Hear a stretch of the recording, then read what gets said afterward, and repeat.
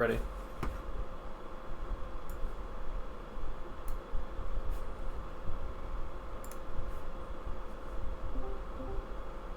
Oh wow. I got a bunch of new subscribers. That's crazy. It was like 19. I got like 6 new subscribers since I last logged into Twitch. That's cool.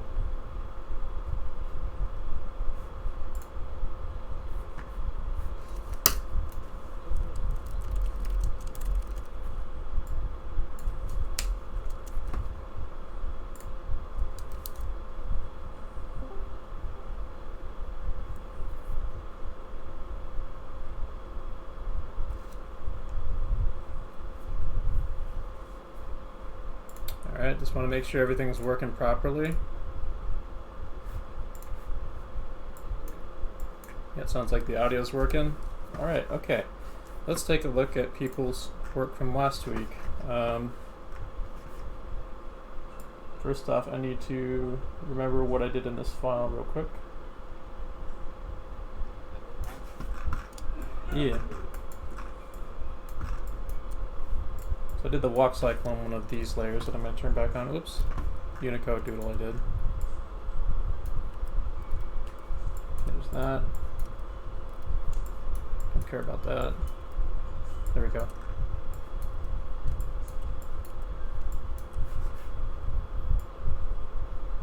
There it is.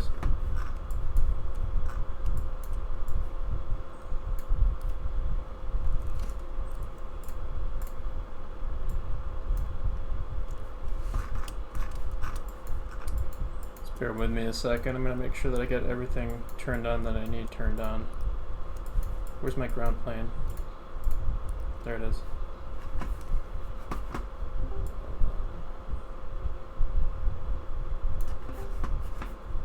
Let's make sure that gets looping so we can take a look at it.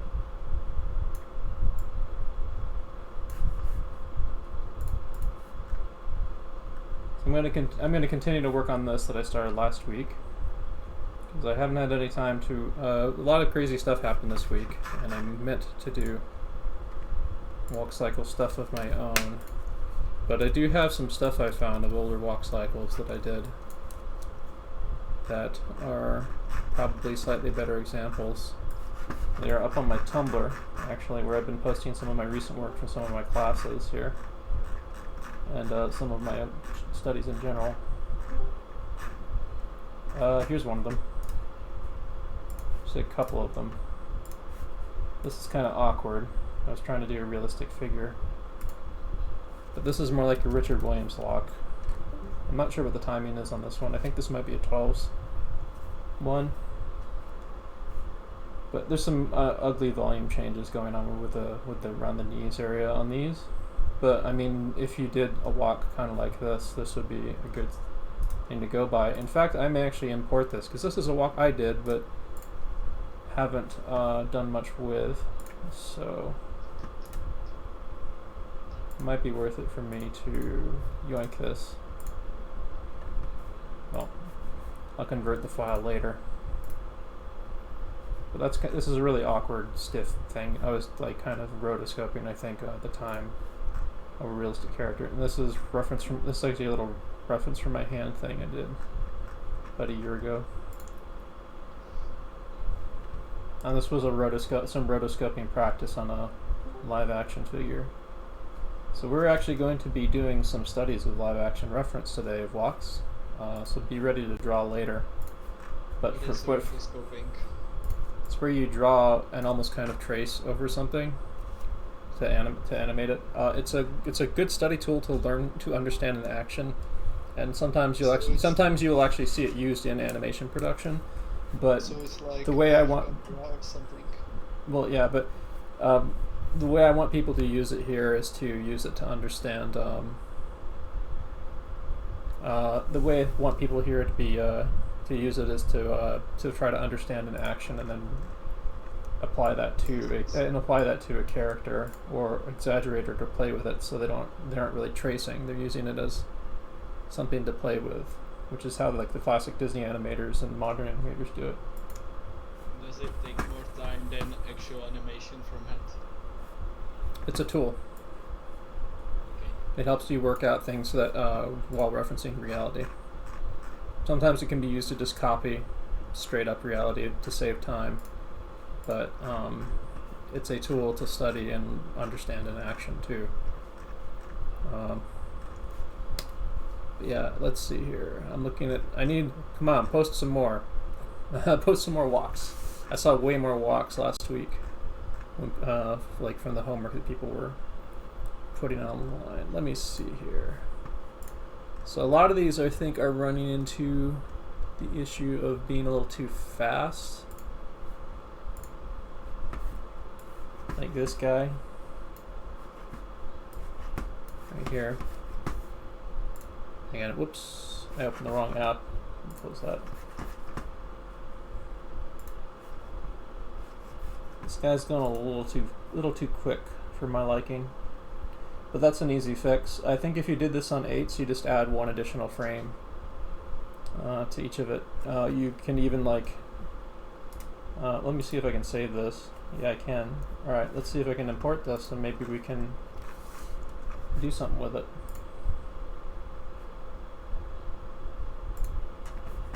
I might have to convert the GIF into a movie file, so let's see here.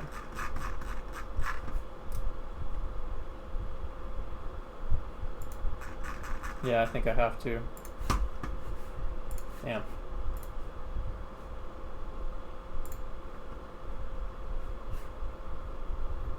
I think the, okay, so in order for me to import the files for me to do a critique on, I'm going to need .mov files. If you can convert your animations into .mov files, and then I think you can upload them to chat if you make sure that they are very small file size. And then I can import them to Harmony and do critique on them. But let's take a look here.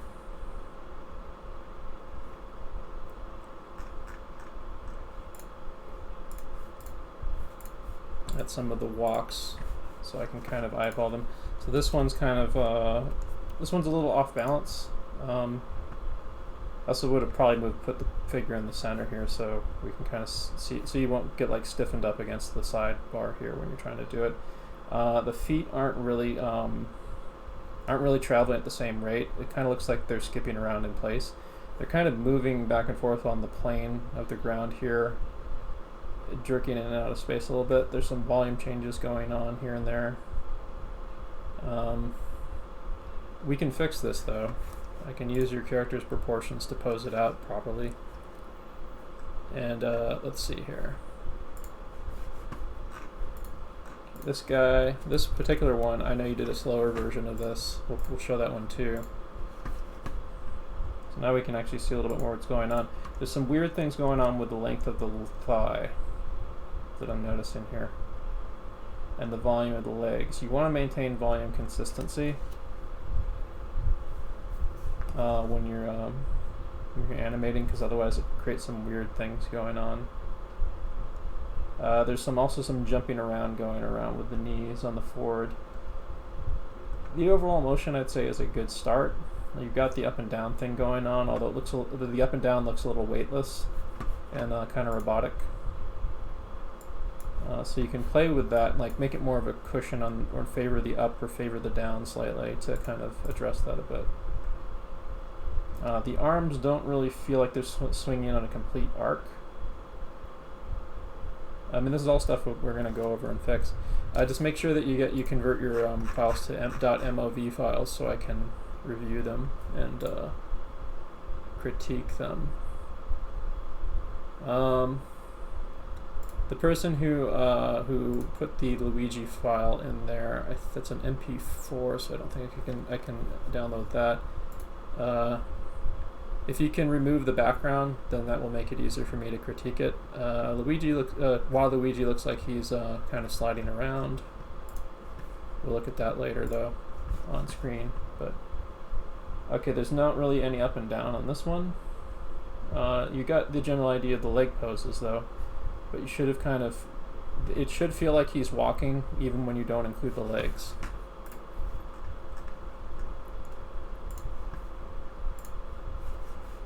This character, the up and down is looking a little stiff. I would have maybe cushioned the up and down a little bit, but the general volumes are working, and the general idea of the proportions are working.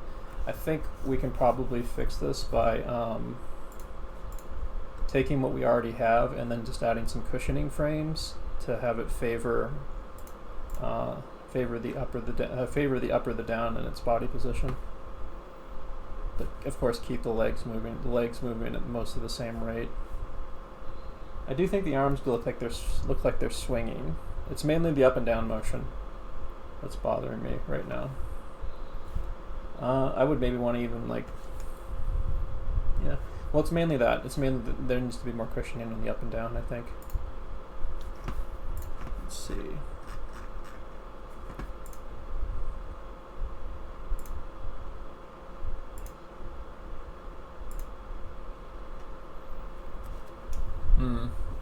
That's an MP4 file. I need a .mov file. .mov.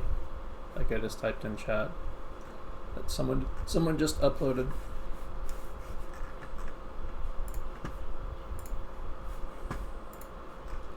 So we might start with this one if I can get it to import, because this one is probably the closest so far to what we're trying to get at, and it's the least amount of work that could be done to fix it.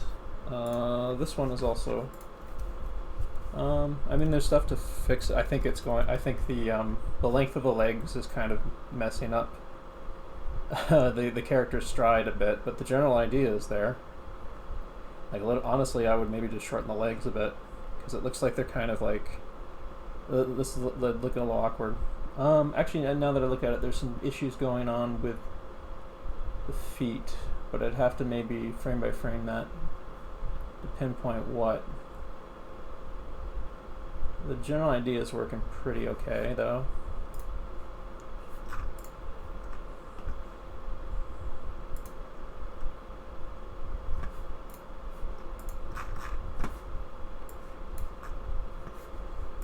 Yeah, if you can get me .mov files. There we go. Alright, perfect. Let's actually make a new file here. So that, new. So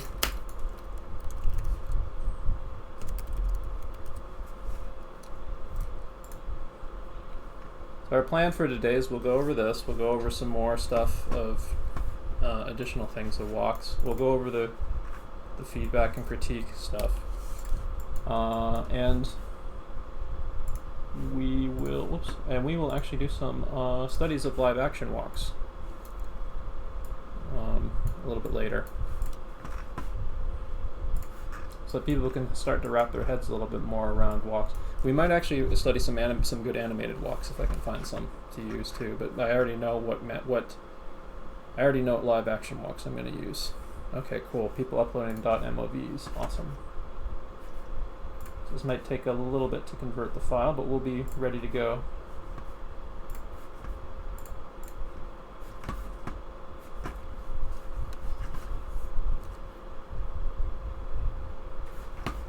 Yeah.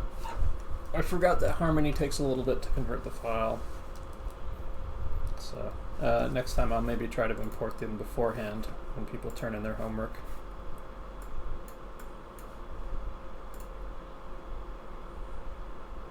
There's no soundtrack. Why is it extracting the soundtrack? Well, so here, while it's doing that, I'm going to bring up a Richard Williams thing on walks.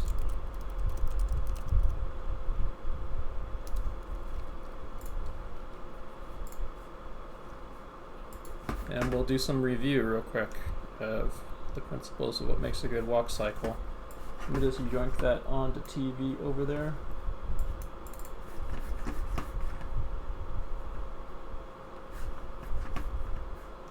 And I'll change the focus to, there we go, while this uploads. Alrighty. So, the basic principle of a walk are these poses: the contact pose and the passing position. And then you have, of course, in between those, you have the down and the up. It's very important you establish that before you even put in the feet, usually. You need to establish the up and the down of the body and the head before you add the feet or the arms for most walk cycles. There's exceptions, obviously, but most walk cycles you're going to start with the up and down of the body and the head. Once you get that, the next thing to do would be to plot out where the feet are and then you can kind of roughen the legs, as long as you try to keep them generally the same length at their various points. Make sure the feet, of course, are traveling at the same rate underneath the body. So make sure you measure out where the position of the foot is, like by a foot unit or something, or half a foot unit, or however fast it's traveling. Using a foot unit or a half a foot unit is usually a good idea for measuring that out.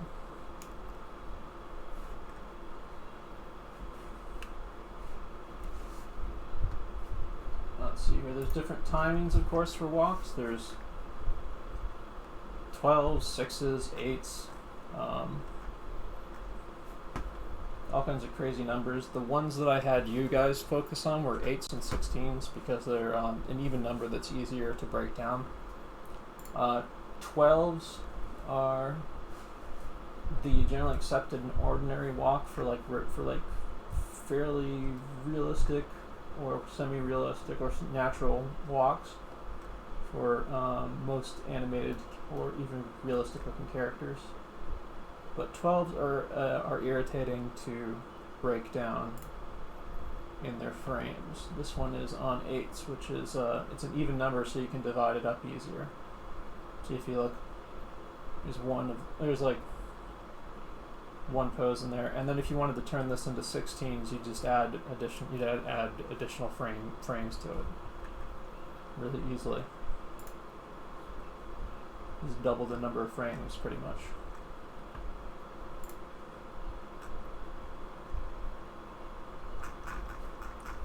Let me see if I can get some GIFs at this that might actually show.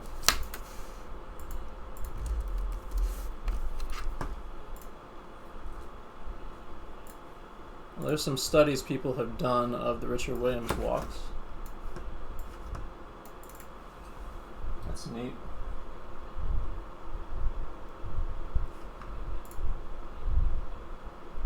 That's also neat. This is what we want to aim for right here. What's going on here? The basic idea of it.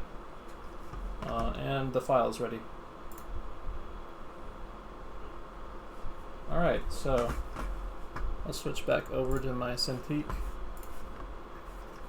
Let's get the walk cycle adjusted in the program. Put them both on the same peg.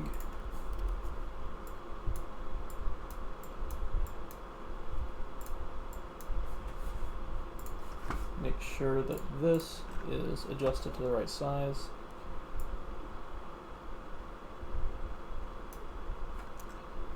May even want to make this bigger just so I can see more of the character and to draw something like that.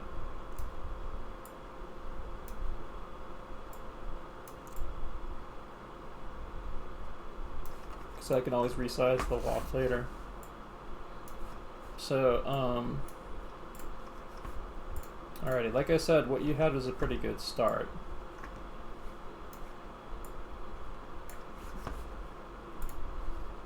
So one of the things you can do with Harmony, if you upload something like this, then it's broken into drawing frames, and I can add additional frames here to increase the timing of this walk. It looks like it's on 2s.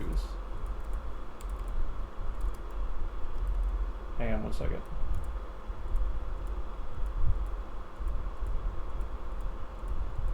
Yeah, it's on 2s. Let's see how much a full cycle is on this. Or you can actually tell me, like, what did you shoot? What was this, 8s or 16s or what? There we go. Okay, here we go. I'm going to take a quick glance at some of the other people who just... well, there was another person who just uploaded. Yeah, well, that's somebody up... Cipher uploaded a really quite good one, actually, that we will go over. There might be some minor nitpicks I can give to it, but it's looking really solid. Oh yeah, there's some stuff with the legs we can fix, and legs in that skirt. But it's looking pretty solid. Let's see here. Yeah, so the main issue with this is just this kind of stiff up and down. I do like the consistency of the character. Even like this leg, the basic poses feel pretty good to me. Like I like this hyperextension of the leg there, and how it hyperextends back there.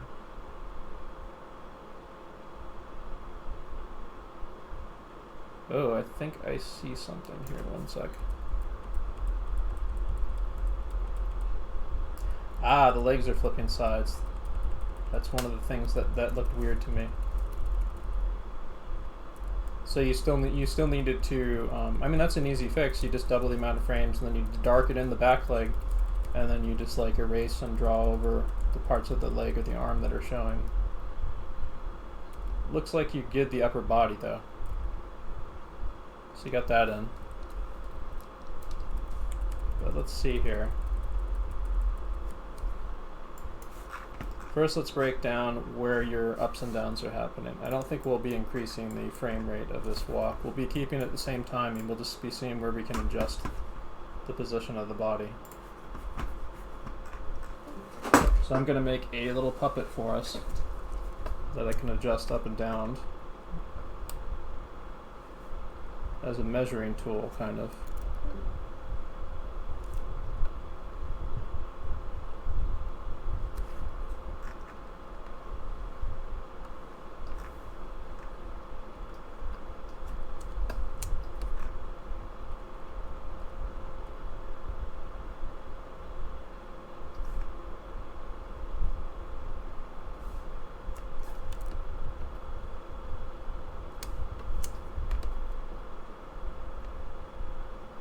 Put that there for...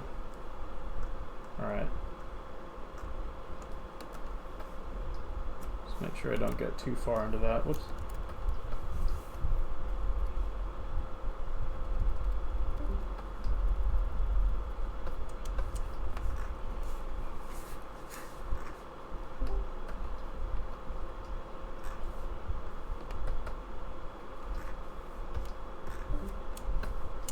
Alrighty, that's close enough.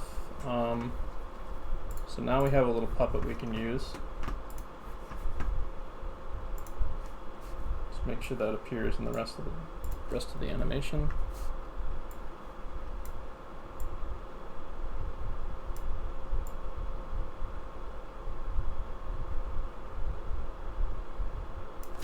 Alright, so there's your contact pose, I believe. Second contact. So that should both be at the same height.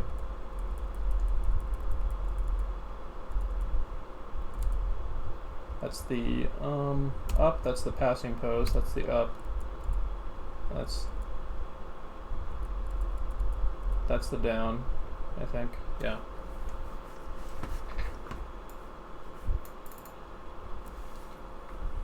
Give me a second here.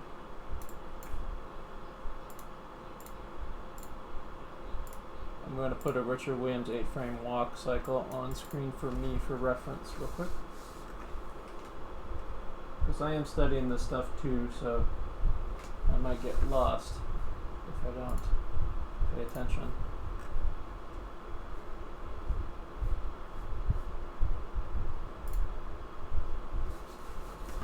Alright.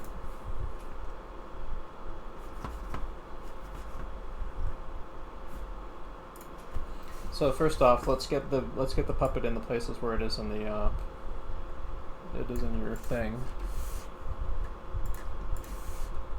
Oops.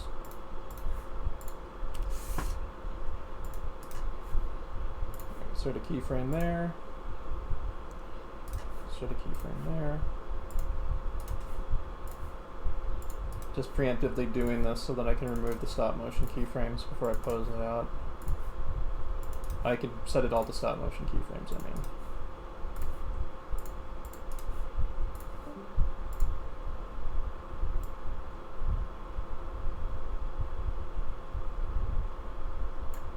If I did the animation on Procreate, is there any way I can make it to that file that you could open? Give me a second here. Possibly.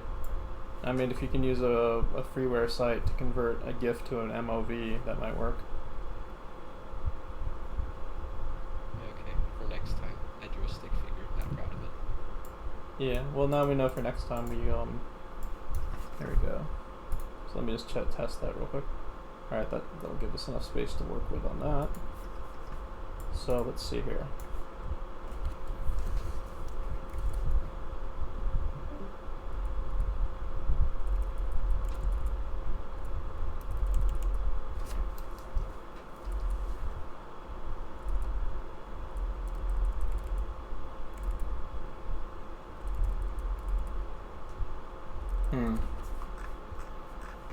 One thing that is happening that's a little strange though that I'm noticing is normally the knee would bend forwards instead of be posing like that.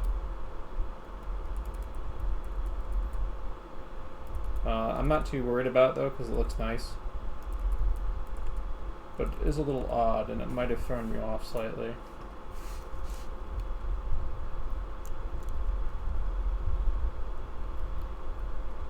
Alright, so I'll get that pose about there. That pose about there.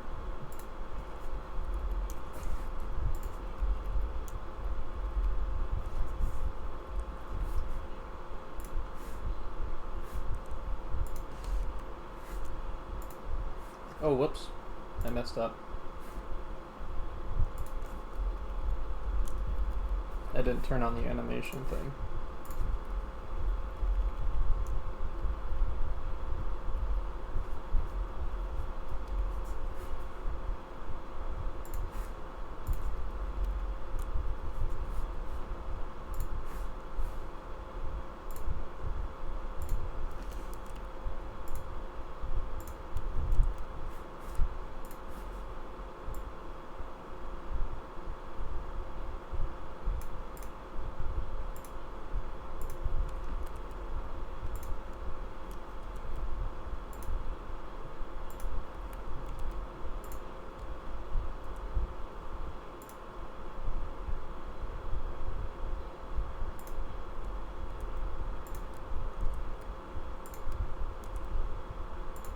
Making sure everything gets copy pasted into the cycle.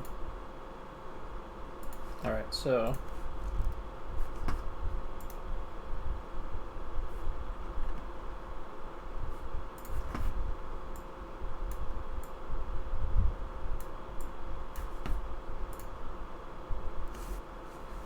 yeah, it's kind of doing the waggle, waggle, waggle, waggle thing. So that's the big issue. Like, you want to make sure at this stage, here, I'm going to turn off, make these all stop motion frames because they're doing some tweening stuff right now.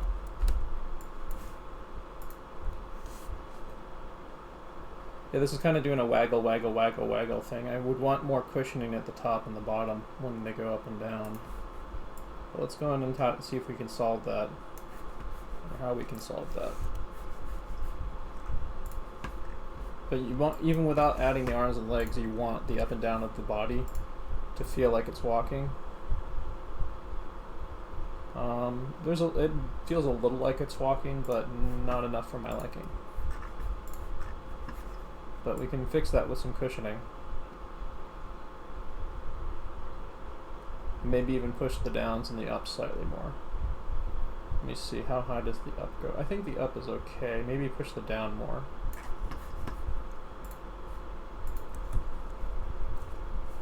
What's the thing that came previous to it?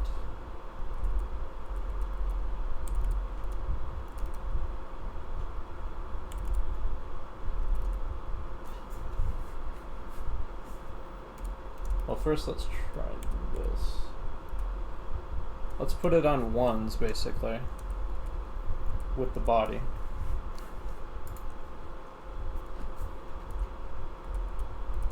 So that's the down. So how about we favor the down? Just turn on onion skinning. So the next frame is going to be that green thing there, so I'm going to make sure I favor that like that. And then maybe I'll favor the down a little bit more here. So the previous frame, whoops. The previous frame is the red and the next frame is the green. Pops up into that.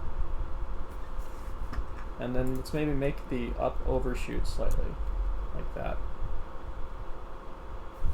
So it goes over the top of the green right there, and then goes down and goes over the top of the green, and then actually no, wait, I don't like that.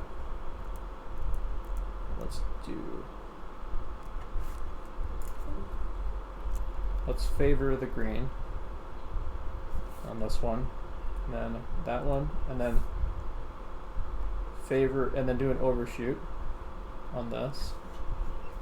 It pops down to there. We're back at the contact position, and then I can copy paste the rest of these.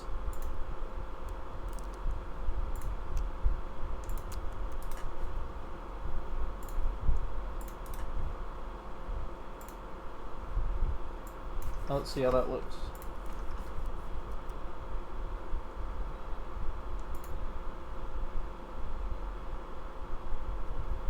Turn off the walk cycle so I can see it. It's look a little better. Part of it is that it's really fast, so here, let me.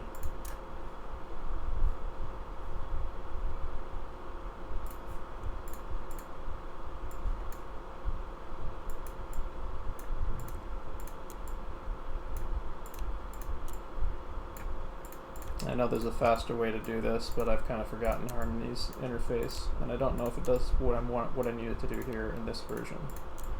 Pretty sure it does. Or I can grab all the cells and then extend them or something all at once.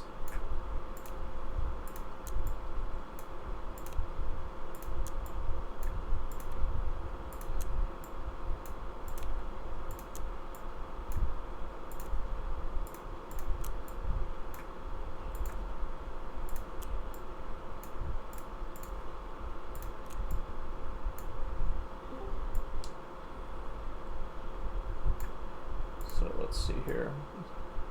Do that. Yeah, that actually feels way more like it's walking now, see? It's not as fast as the earlier thing. But I mean, our goal here is to get something that feels more like a walk. Doesn't really necessarily matter what speed we're doing it at this stage. We're learning the mechanics of walking and what feels right.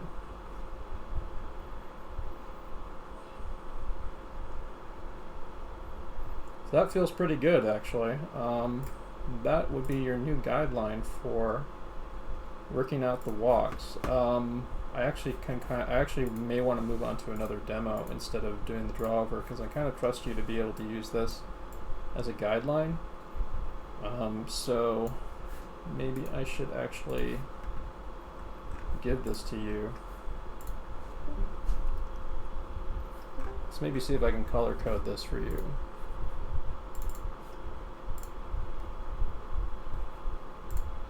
So you can overlay it or whatever you want. And let's see if I can get a ground plane in there so that you'll know where the ground plane is in relation to the character.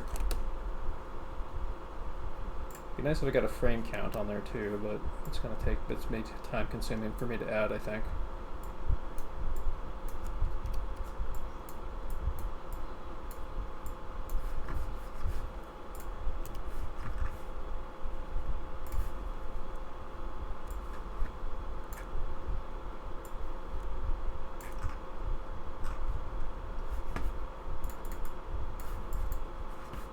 There we go. Let's boost that. And also, this is a fairly open class. I would actually like to hear from people.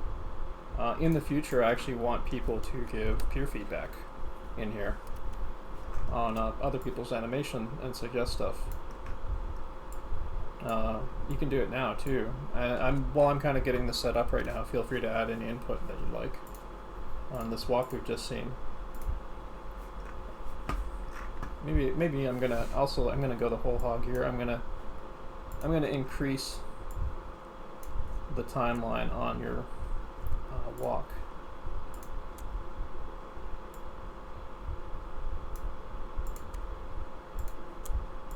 Oops. Just make sure everything gets taken care of here.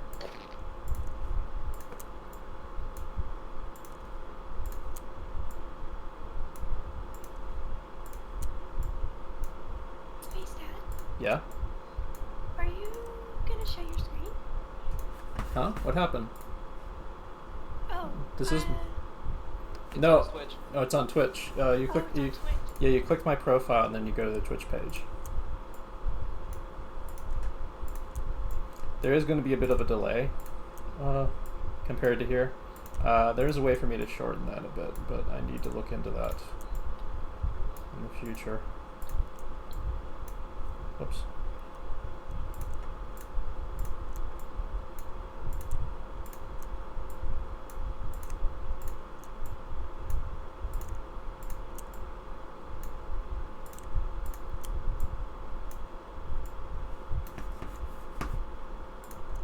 Let's maybe do this one too.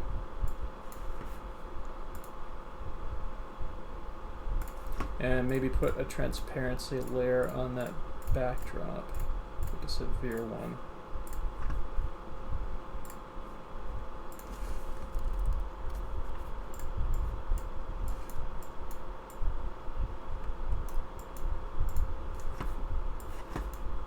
It's like 75% transparency, that should work. So as long as it's not distracting and you can differentiate the things.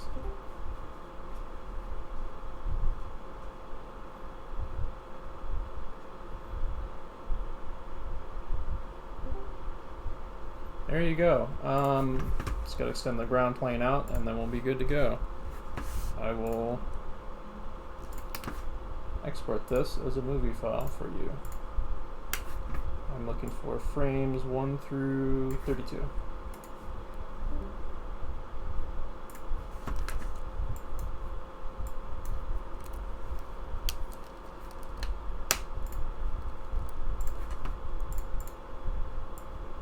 Let's see, who was that sent that to me? I'll name the file. Let's see. Walk.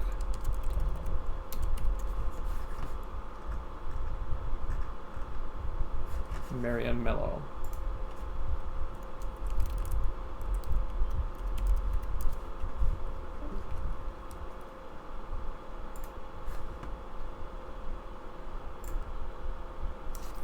I'm not necessarily going to get to all of these. I'll maybe do about 2 more of these demos, and then we'll move on to studying some walks.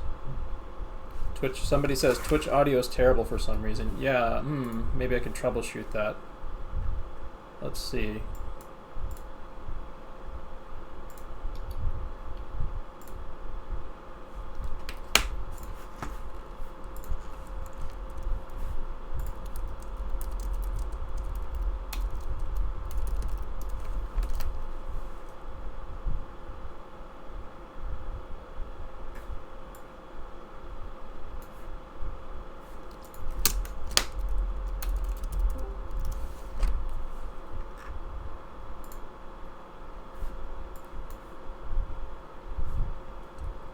Alright, so it should be under the gain. Whoops. Is everything okay in Twitch? Yeah, it's fine. Alright. So there's a gain filter that I can add that might help with it. So I'm going to test this real quick. I'll put a gain filter on it. Test, test, test. Might be a little severe now, actually, but I can adjust the mic input now. Let's see here. I need to refresh this page.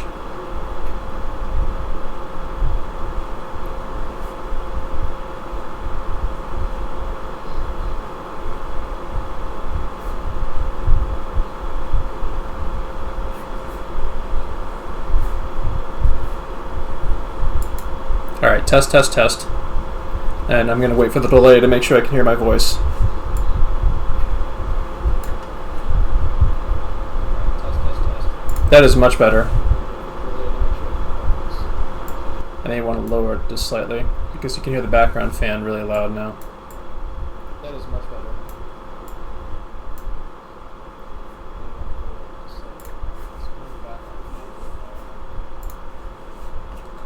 Alright, test, test, test, test, test, test.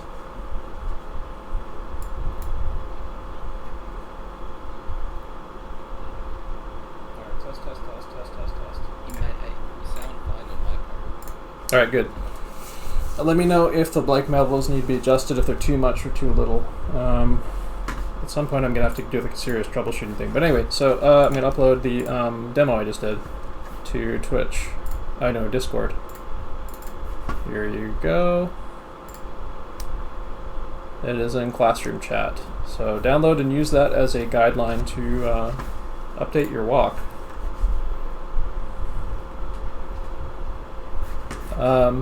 You can import it directly into an animation program and trace over it and adjust the limbs as you need and add additional frames as you need. You can keep this on 2s if you like, or you can do it on 1s if you want.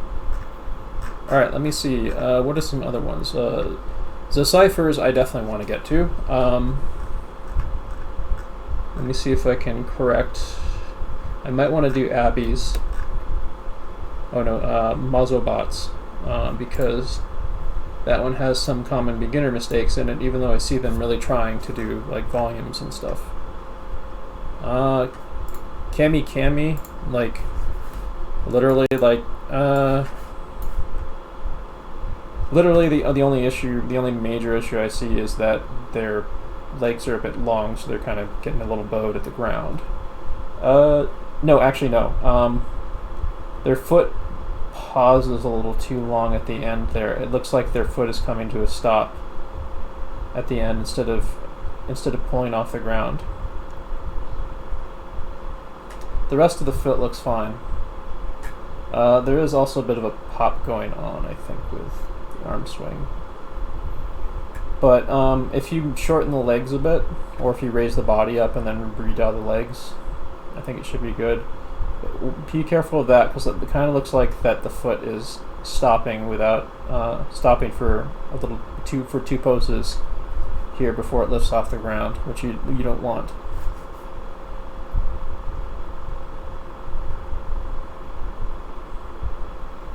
Yeah, I mean this one shouldn't be that hard for you to fix.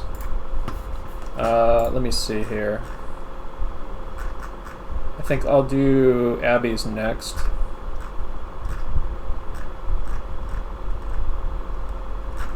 If Abby has uploaded a .mov file.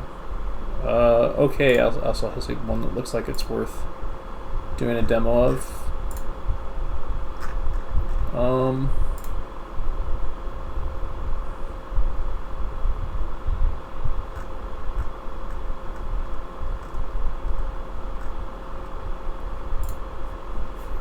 Maybe I should show these on stream for context. So this is Abby's right here.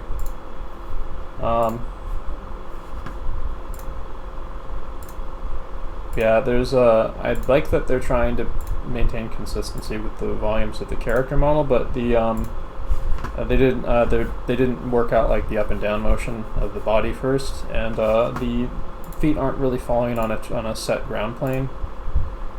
So the body's everything's kind of going all over the place.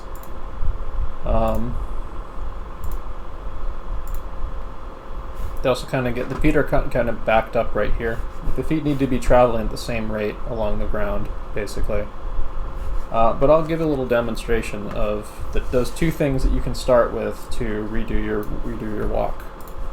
One of them I actually already did on this demo here, which is work out the up and down motion of the body first, so it looks like that the character is walking. Oops, sorry. It looks like the character is walking even before you put the feet in. The other is plotting out where the feet go and like at what rate they travel, because that one's really tricky. And from there, it gets a little easier to kind of get the other stuff in of like the legs and the arc of the foot when it lifts off the ground. But if you get those first two things established on a walk, the up and down of the body and the placement and the rate of travel of the feet, then that is usually a good starting point for the rest of it. Let me see if I can bring that one in.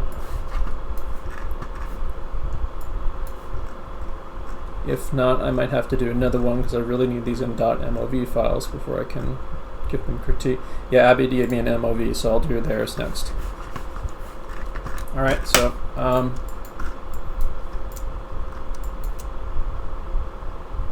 let's make sure I have all this stuff grouped off over here. So this is a separate demo. I will save this file into a new version.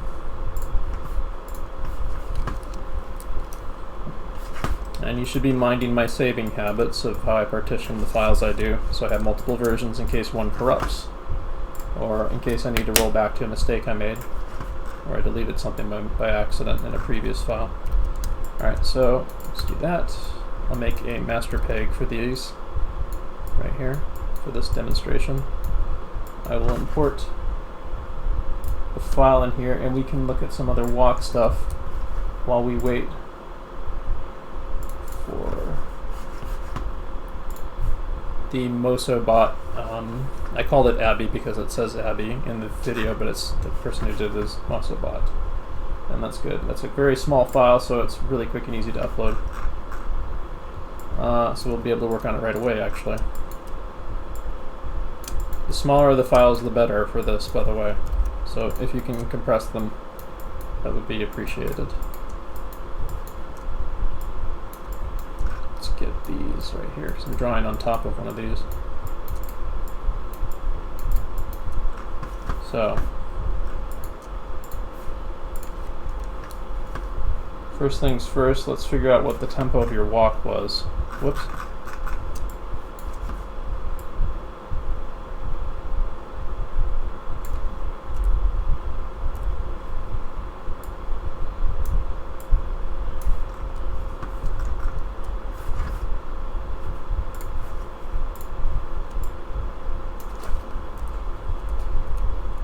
Okay, so it looks like it's on 2s.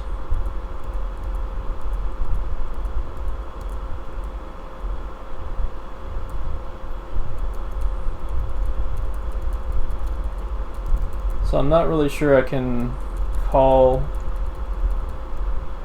these the contact poses or anything, but anyway, alright, so first off, I'm going to do some fixes here to make this a more workable scene. So first off, I'm going to yoink this and put it about over here. I'll maybe beef up the size of this so I have more to work with. And then I'm going to establish a new ground plane. This ground plane will be a straight line. And the bottoms of the feet should be pretty much flat on it. Also, I wanted to mention this last week, but and I had a further idea developed for it. I'm toying with the idea, because we are doing flat-footed, flat ground plane character blocks, with the idea of working us towards like making some idle poses of these characters, and then we can do a class demo in the future of integrating these into a game engine to move a character around with a controller or arrow keys or whatever. Just for fun, nothing really huge. Just like dipping our toes in a little bit of game animation, just for fun.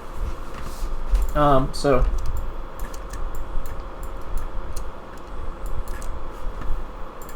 alright, let's double check this. Get my drawing layer. Would normally name these, but I'm kind of just blazing through this right now.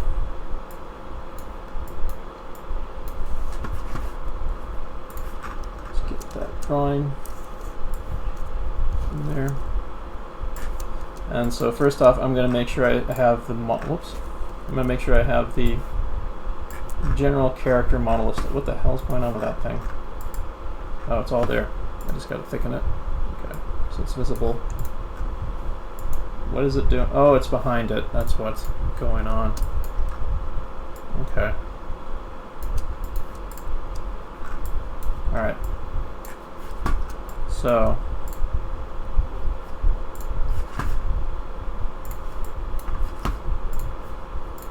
Let's grab this, maybe.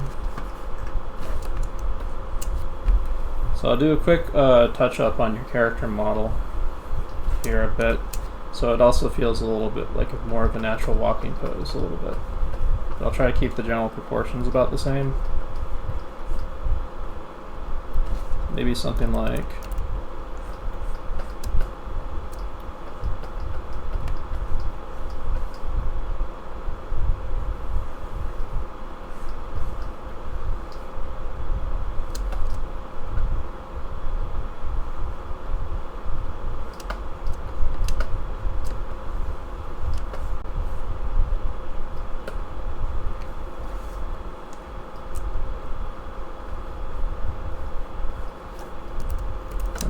maybe the placement of the first contact pose foot about here.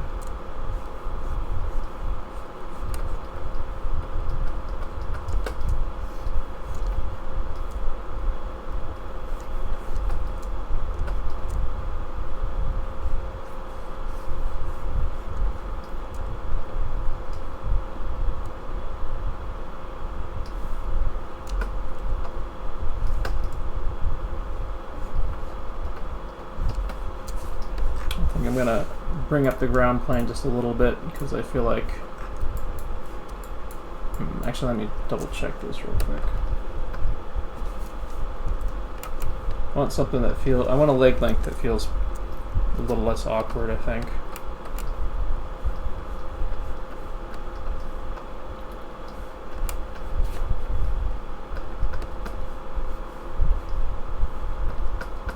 Something like that. Maybe we could put the hinge right here. Something like this.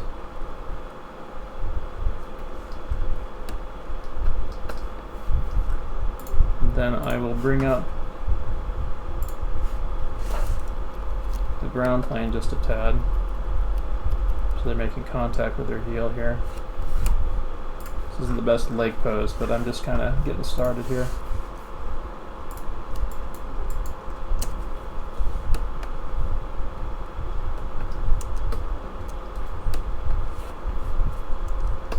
So that would be, I want to say, the front leg, and then this will be the back.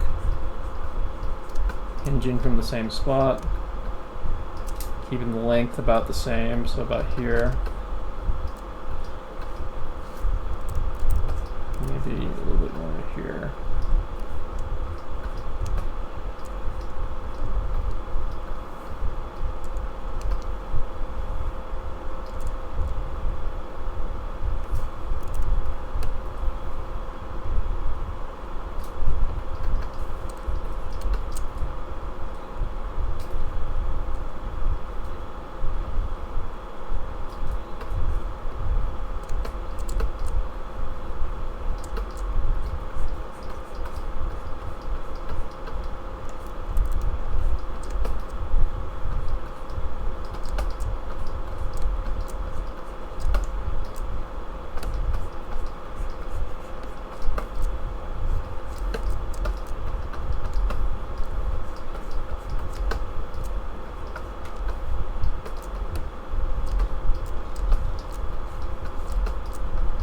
This isn't the most elegant drawing that I'm doing right now. I'm just trying to get something in the ballpark we can start with.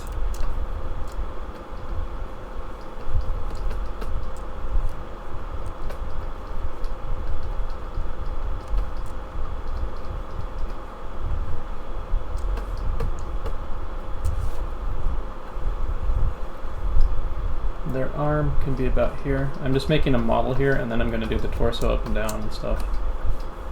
I'll give you at least a contact pose to work with, and I might do a passing pose. So I'm going to give you these to work with, maybe, and then you can do the rest yourself.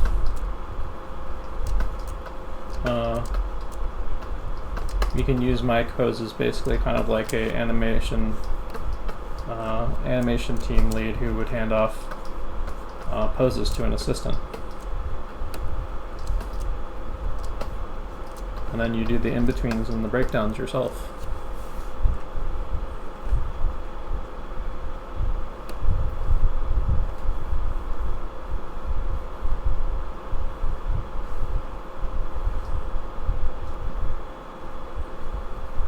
So you're going to keep the hinge of the joint about the same spot.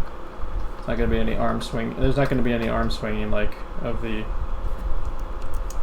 shoulders back and forth. We'll just keep things kind of generally the same. But this is the back arm back here that I'm actually drawing through the figure for. I'll shade it in back here to make that more apparent.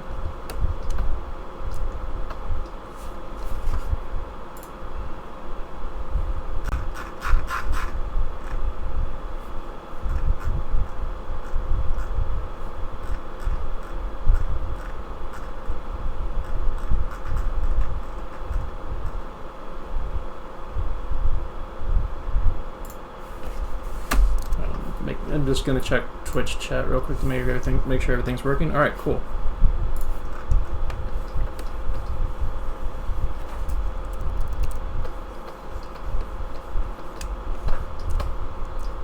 So maybe I'll erase a little bit of this.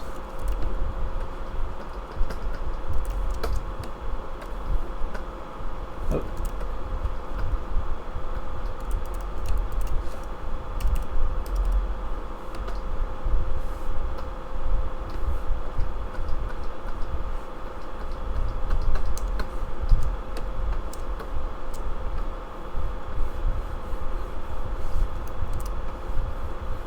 A little halfway line across the face in case you want to add a face later.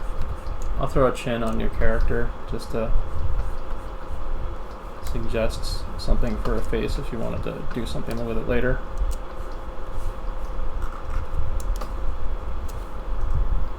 So this kind of doughy character here that will sort of work. Probably emphasize the female curves more if you want. Feel free to modify this character model, but there is a basic model pose right now for basic starter model pose for a contact pose for your walk.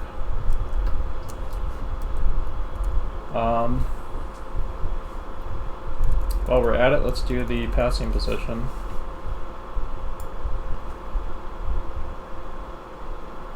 And we're going to place that about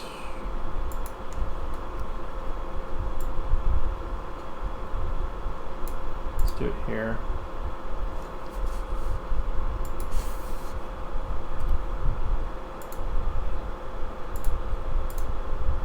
Whoops, what are these? That is the ground plane. What am I doing?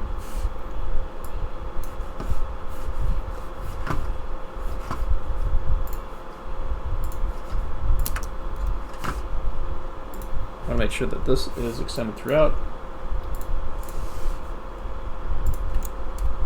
Or not. So, for this, I'm going to color code the passing position as red right here. Let's get rid of that. That put us back to black. So I'm going to do a quick outline, kind of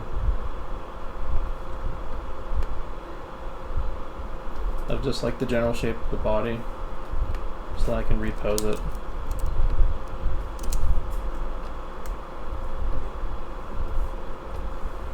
If you're doing this on animation paper, you might do a little quick tracing of the body, and then move it around to peg it off the drawing pegs to kind of figure out where you need to draw a new frame in at what height.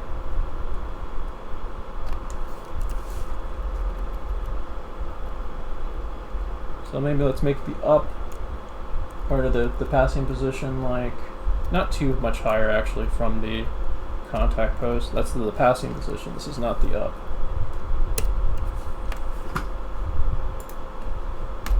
And then likewise we can take this,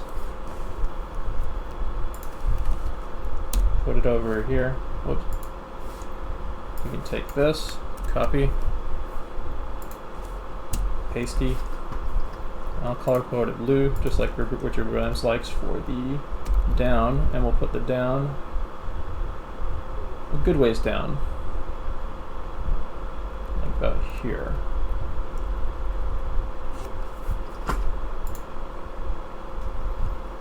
And then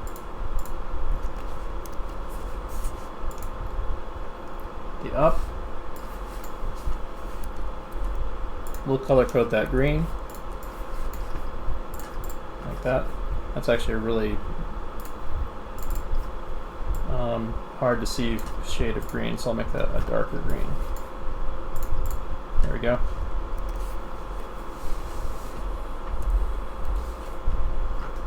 And then we can copy paste the contact pose from the start.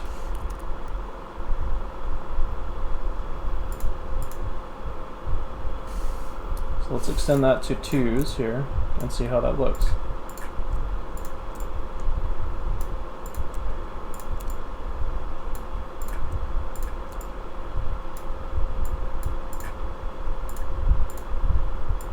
But I do believe this is the timing of an 8-frame walk cycle right here. Alright, let me get rid of this backdrop here.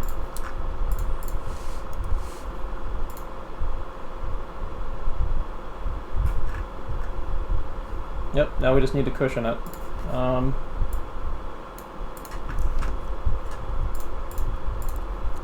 I'm going to extend this out, because this is a very natural character, so I'm going to make sure that they have plenty of cushioning for this. But I'm going to extend that on 2s after I work out the positions of the in-betweens, or the breakdowns, or whatever. So let's maybe color code the breakdown something else. Let's give it like purple.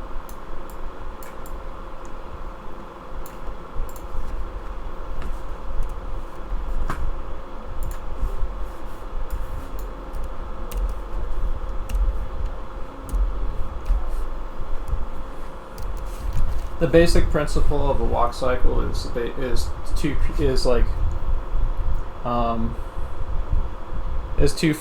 contact positions and then a passing position between them. What was the question about the well, we'll go into that some more, but what was the question about the run? Actually, could you repeat the question? I was a little unclear on what they were saying.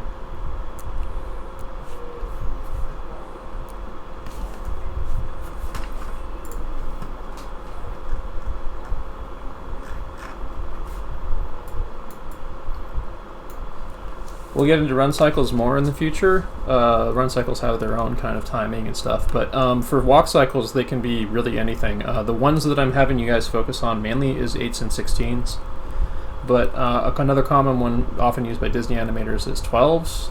12s are just a little bit more annoying to in-between because of how they break down and divide is a little weird. 8s and 16s are easier to deal with, and if you're learning walks, 8s and 16s are a good target to go for. But I mean, I think you can see walks that are like on 5s and 6s and on weird, strange numbers and stuff sometimes. If you observe real life, you can even observe like really weird, strange timing and stuff. There's all kinds of different walks. There's some kinds of animal walks that are really, really odd and really strange timing. But that is why walks are that is one of the many reasons why walks are one of the hardest things to do in animation. You think it's simple if you just understand the simple rules, but the simple principles of it extend to so many different kinds of walks, like personality walks and attitude walks and different types of physics on the walks. And we'll be getting into more of that stuff in the future.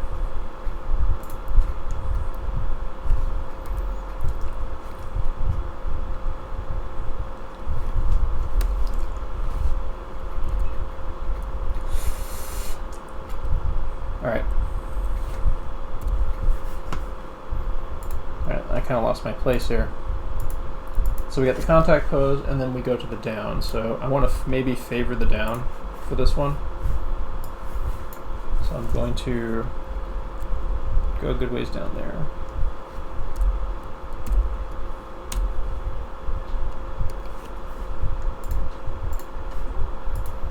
And then for the next pose, this would be the passing pose. I think I want to favor the down for this one also.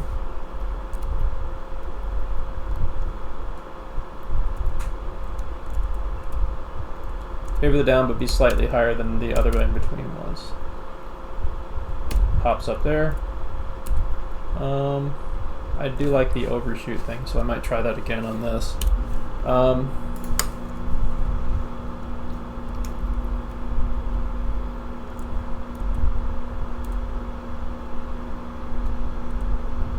Oops, I kind of messed that up. Wait, what's going on here?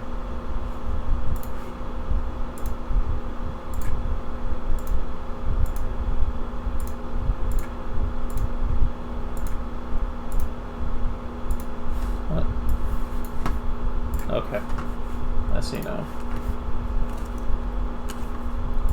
Alright, so for this one, I believe this one is the up. Yeah, that one's the up, so I'll make sure I favor the up.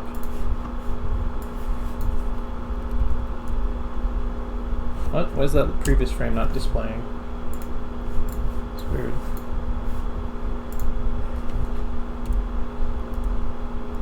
Something's going wrong here. Okay. What? Yeah. What the fuck?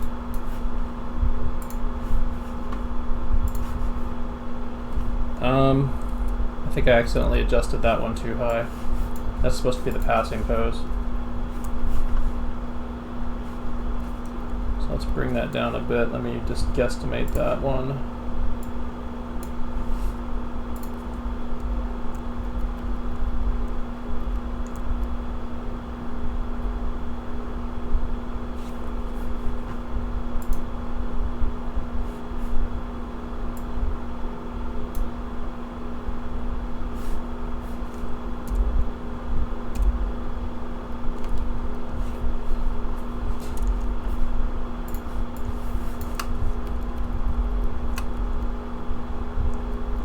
I did like the overshoot on that last one we did, so I'm going to try that again. And let's just see how this looks.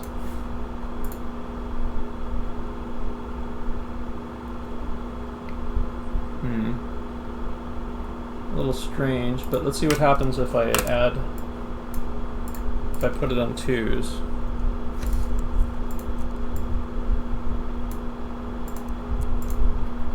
And if it's still not working, I can adjust it.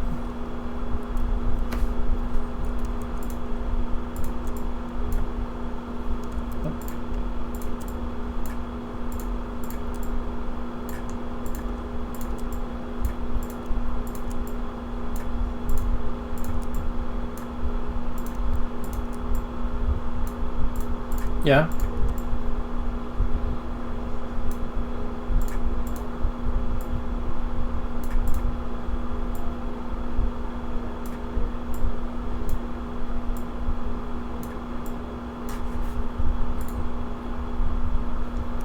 Because it doesn't seem like a simplified cartoony character walking fast seems to make more visual sense than a more realistic character. We're not really. It doesn't look natural for a long-limbed or more realistic person to be walking that crazily fast. That's generally it.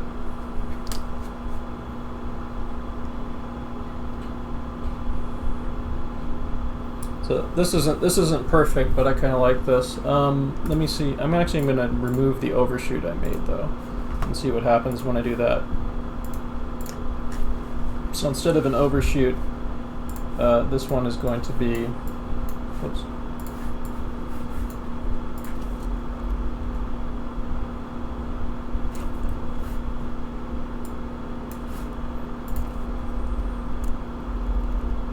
This one is going to be favoring the previous drawing, but yeah, that feels a little better to me. Yeah, the overshoot kind of worked a little better. So, what we got here now, the next problem we have to solve is plotting the feet. The feet need to travel at the same rate. This foot is going to start here and end up over there. And of course, when it picks up off the ground, it's going to arc back around and it's going to cycle through and stuff. Like the frame after this, the foot is going to be lifting off the ground. Something like this. I'm just going to go for it right now, honestly.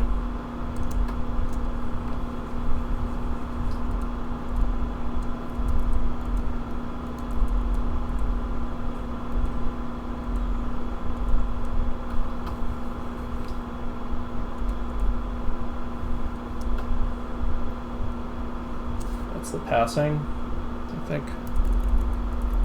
Okay, so up. Oh, that's down.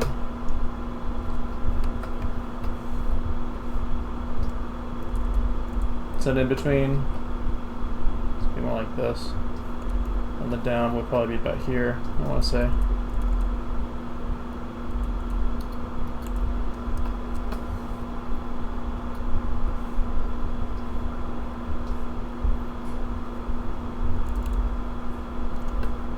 So this is not what you're supposed to be doing, but I'm just like, I'm getting this like as a general arc for the travel path of the foot when it lifts off the ground, because this is a little easier. This is a little easier to do, and this can maybe kind of help me wrap my head around what needs to be done for the feet when they're on the ground. That is the up. Oh, it's not supposed to do that until the next contact pose. Alright, so.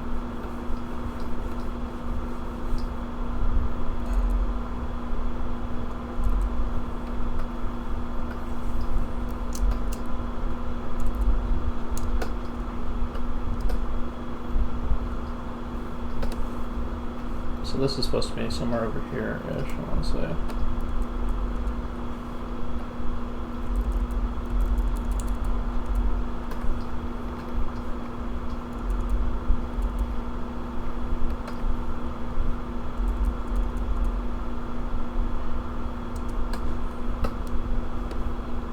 It should maybe be about here-ish, I want to guesstimate. I'm kind of visualizing about where the foot would be in relation to the body on these.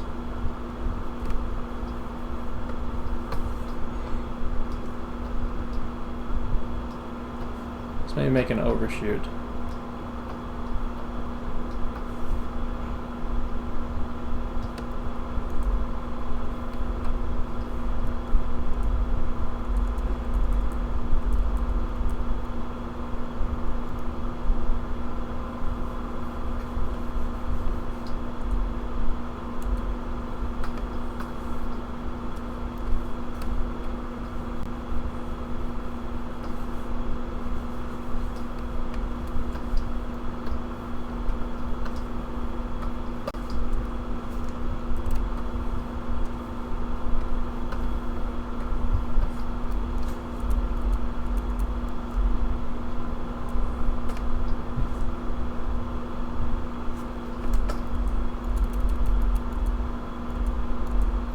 Maybe this should go up more.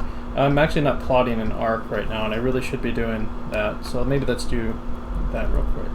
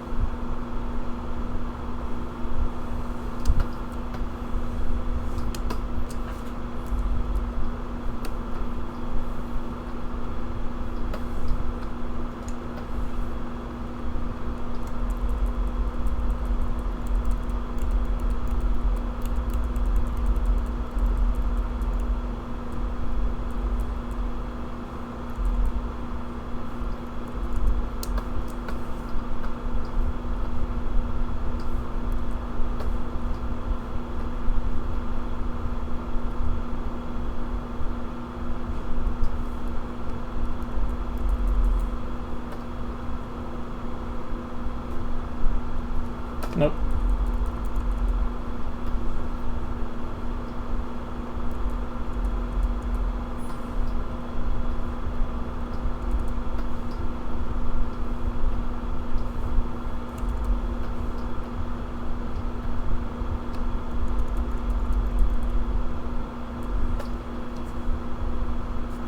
Nope, that doesn't feel like an arc.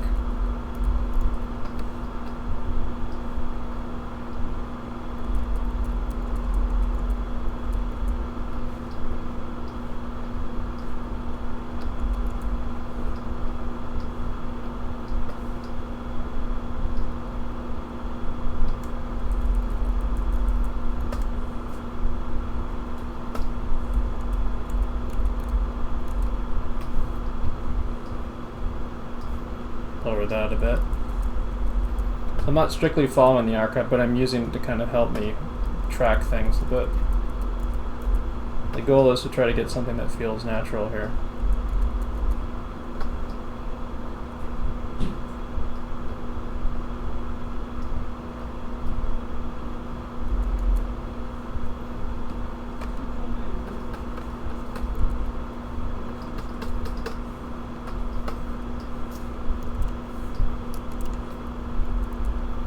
I'm going to include the top of the foot here, just so I know what direction this thing is oriented.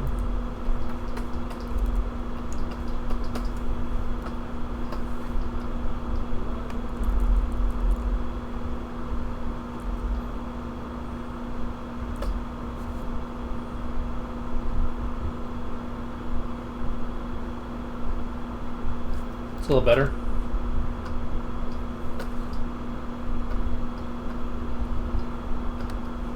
Maybe do this, stretch that foot out, just to see what that looks like. And then anticipate it with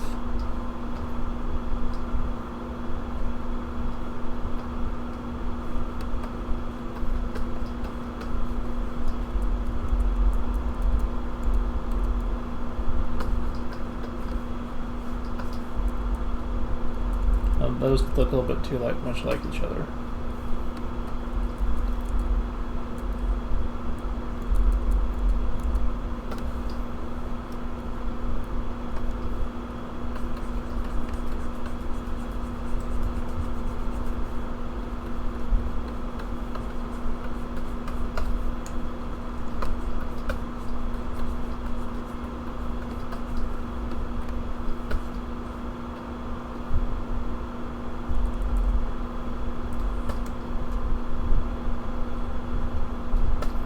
Getting somewhere.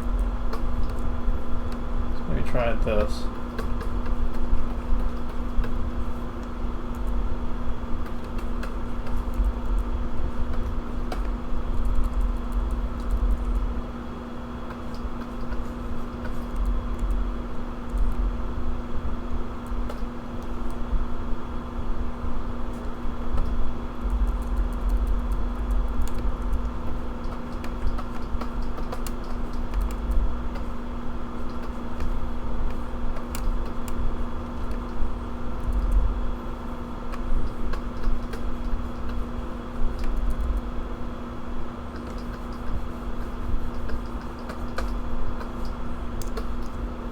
How would a leg actually be posed like this?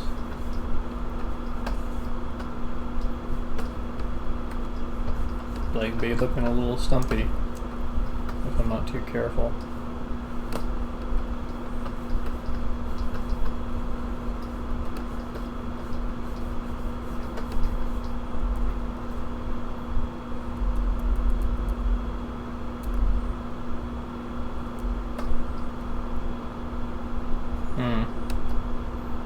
Looking stiff.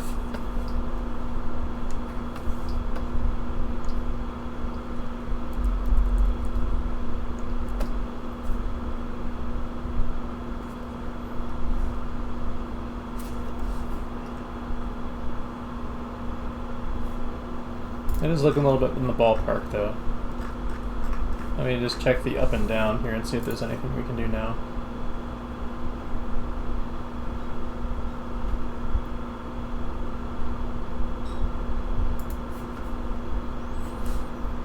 So I think there's some adjustments we can make to the up and down a bit.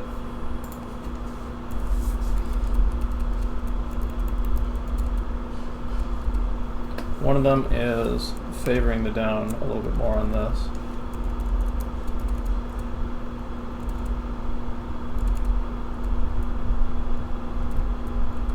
Another is favoring the up a little bit more on this.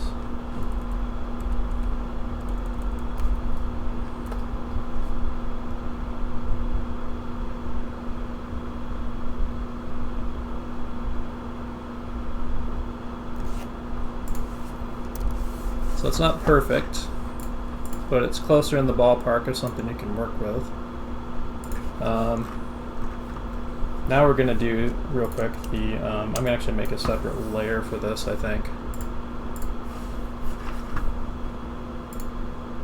Plotting the positions of the feet.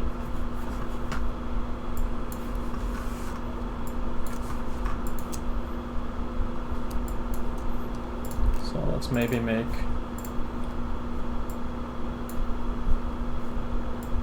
kind of an orange color, just so I can differentiate what I'm looking at.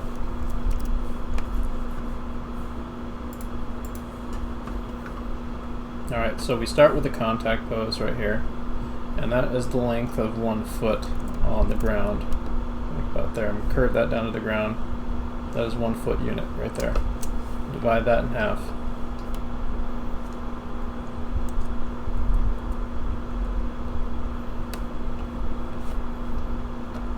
And so that gives us about this to work with, and I will add a little halfway mark here. And a little ball here, so I know where the ankle is. This is now our little measuring tool. I may actually use a peg for this one.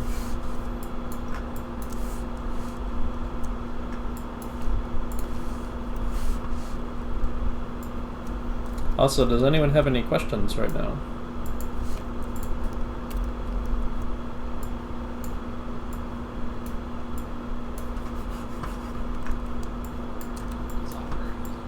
Toon Boom Harmony 12. This is a permanent copy that I bought years ago that I own.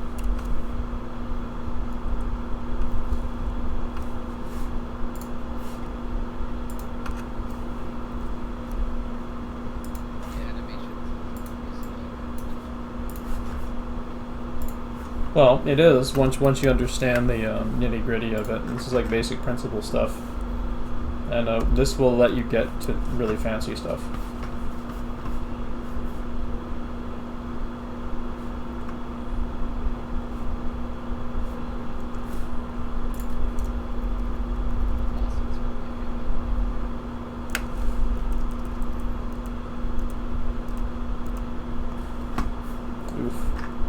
I don't think I can onion skin that layer when I'm on this. That sucks.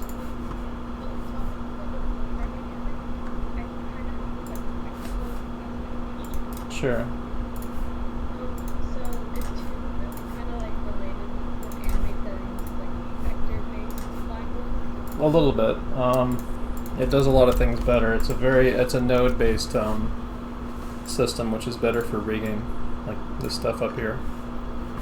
I might go into rigging in the future, but we're not going to worry too much about it right now. But it has like a visual programming language thing that's going on here. That's what the node view is up in the upper right.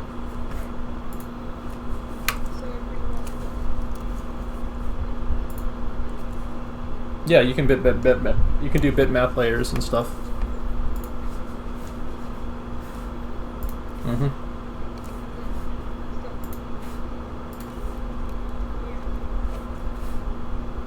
It's just like I've seen like with Blender, it's like you have more of a texture-based thing with like I think it was the grease pencil, and like that kind of texture is what I really like. The vector is a lot easier with Yeah. I eventually want to get into TV Paint and other things too, because it's just like streamlined for like hand drawn animation.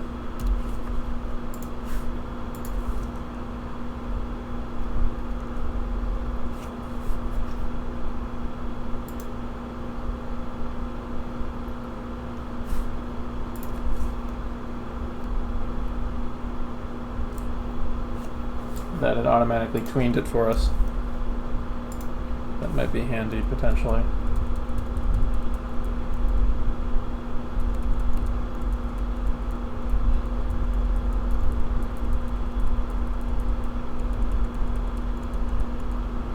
So you can tell straight away this is moving way too fast. So maybe I want to go about half a foot length.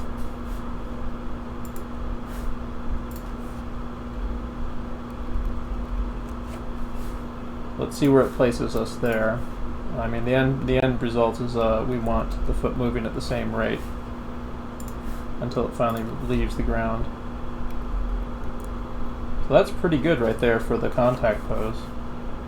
I'd say that's a good foot placement right there. So half a foot unit usually, or whatever unit you're using to measure something like that. Like if the character has exceedingly long or small feet, you're going to need another kind of measurement to kind of gauge that distance. But like break it up into eighths, basically, for an 8-frame walk cycle for the cycle of the foot, I would say.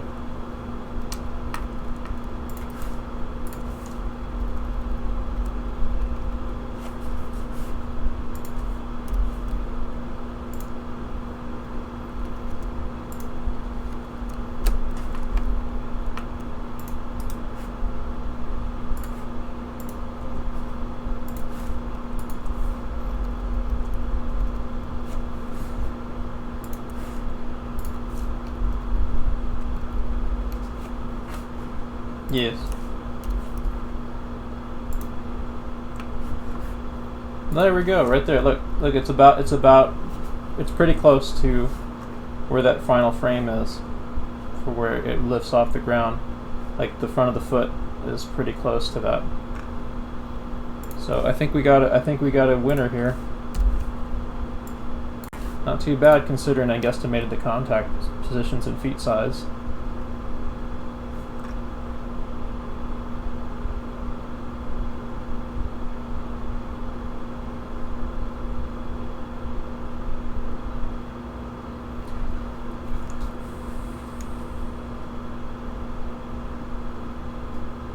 So there's additional stuff with the arms that I could go into, but I want to move on to somebody else's demo. So this isn't perfect, but this is give you more to work with for trying another pass at it.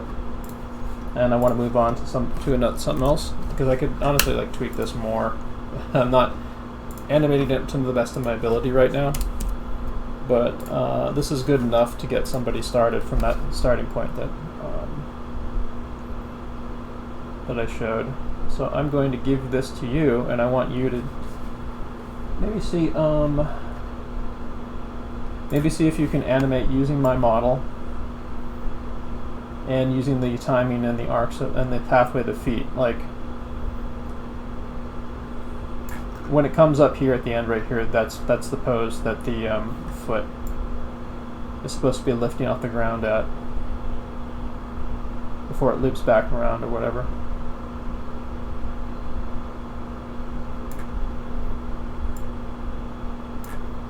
I'll maybe include a duplicate of that somewhere in here.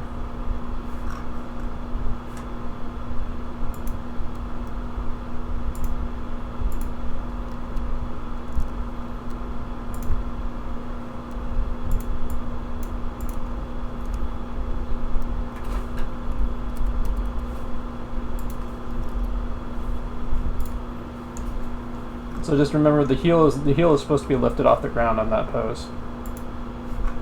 But I've included like in 2 frames for the reference here. And that one, likewise, this one is supposed to be in this pose right here on the contact pose. But I've included them for measurement purposes. So I'm going to export this. Let's see, I need frames 1 through 16.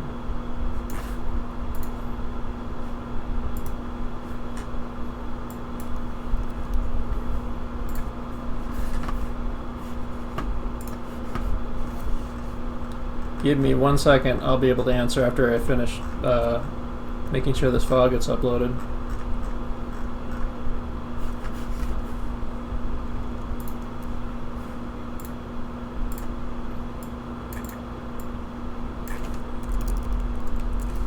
Sure. Alright, it's 1A, I think that'll work. 1 through 16. So also on this loop, like you'll figure out what you should darken in whichever leg and arm is the front or the back one, and of course, like erase as you do it, erase the lines or whatever as you need them to be. Yeah, I mean, this is a guideline for you to do a walk. Just use this as a template for trying to fully animate it.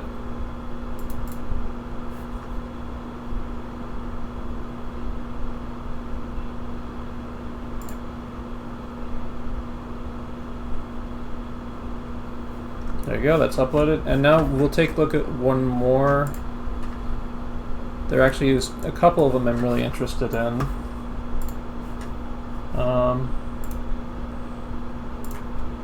This one I want to see what it looks like on a full cycle, on a loop, so I can see if there's anything wonky going on. There's some drawing issues that I can see that would be nice to kind of solve, but that's not a big deal. We're working with the walk mechanics right now. It looks like it's feeling okay, and it looks like he plotted 2 separate ground planes for the placement of the feet, which is a good idea.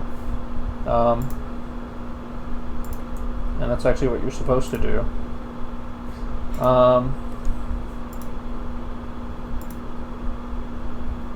Yeah, I'd want to go through this a little more. I'm not seeing anything.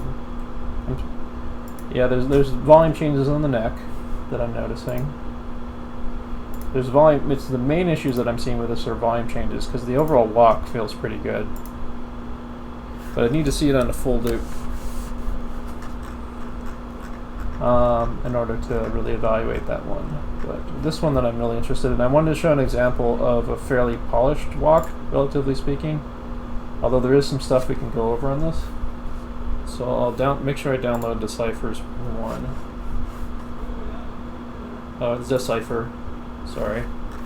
And okay, let's say save new version. 1cycle-B.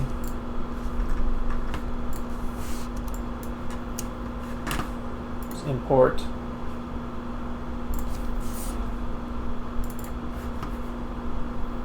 Goody. I hope. Yeah, that looks like this is a pretty small file, so we'll be able to jump right into it.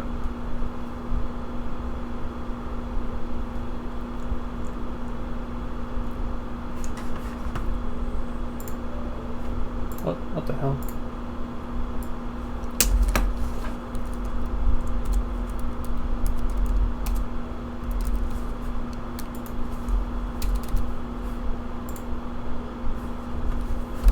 Alright, just turn these off.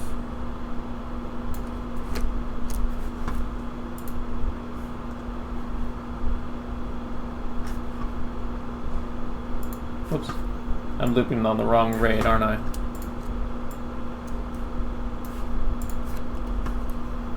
Let's see here.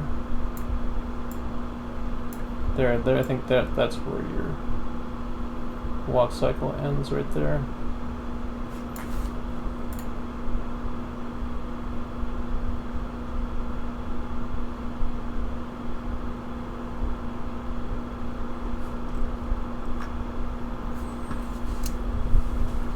So I like the arm swing, although I think there might be some nitpicky stuff I can get into with this. Let's see here.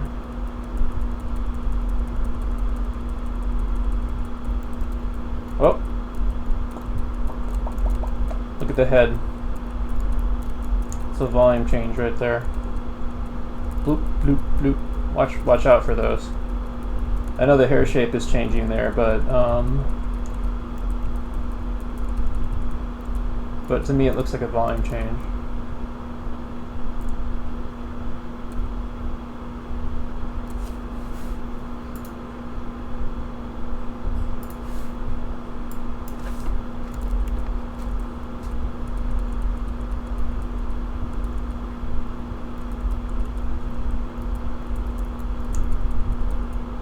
Uh-oh. Uh-oh. I see a big error here. Watch what's happening with the feet. Remember what we just went over? Watch what the feet do. Watch the feet. So what's supposed to happen is the contactors are supposed to hit there, and the foot that's on the ground is supposed to be, the back foot is supposed to be off the ground right now, and the front foot is supposed to be on, like pretty much on the ground or like very close to it by this point, and traveling at a similar rate that way. But look what happens. Look, that front foot stays there, and that back foot stays there too. Not supposed to be doing that.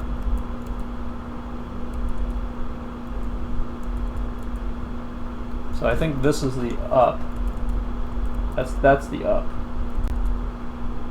That's the passing pose.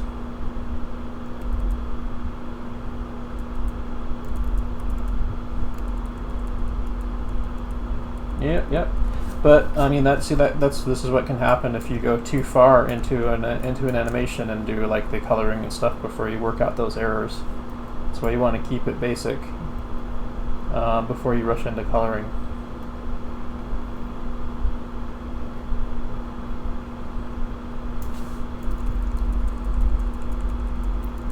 You could do color models and stuff for like 1 or 2 frames of it or something.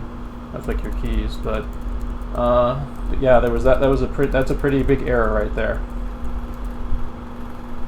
So what's making it kind of look like it's working is the up and down feels okay, and the swing of the arms, there's some issues going on with that I'm noticing, but feels pretty good. There's also secondary actions that I like. There's wobble going on with that skirt. Like it's kind of like all over the place. The hair is kind of changing volume a bit, but the secondary action on it is a good idea, and it actually feels kind of nice. I think there's a little bit too much symmetry going on here with this curl on the hair up and this curl on the hair up coming up at the same time.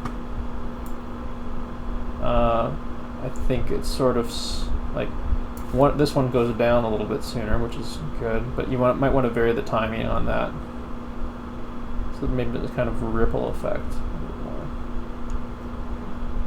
more.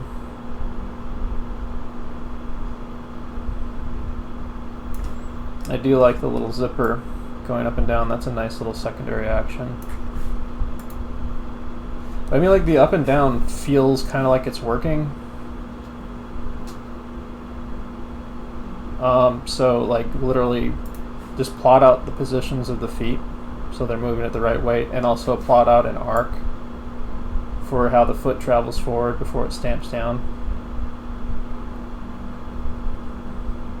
Just like we did on the last demo. I'm not going to draw over this one, but you can kind of review what I did in the last demo and maybe even use that. You can even download the last demo I did and use that as a guide for doing this, for fixing those problems here. Also, I'm seeing like on the swing here, beep beep beep beep. That's too similar. These are too similar to each other here. Beep boop beep boop. Might want to vary their positioning a little. Like this one could maybe push that way a little bit more on this frame, just so we know that this one, or this one could be pushed that way a little bit more on this one. So let me go in on the arms and see if there's anything that can be done with these, anything going wrong with these, or if there's anything that can be done. Oh.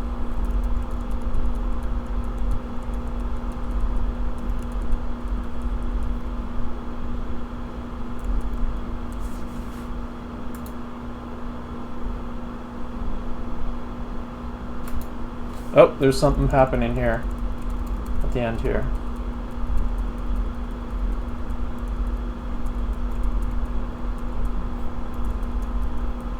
There's a big old pop happening there. Watch this arm back here. Pop.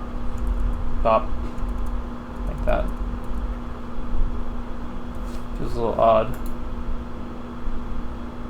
Is there a soundtrack in this? Alright, no, I heard somebody else in the background playing something.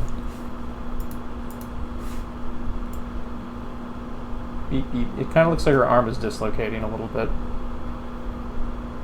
Like this arm is barely doing anything, and then this one is kind of popping around a little bit.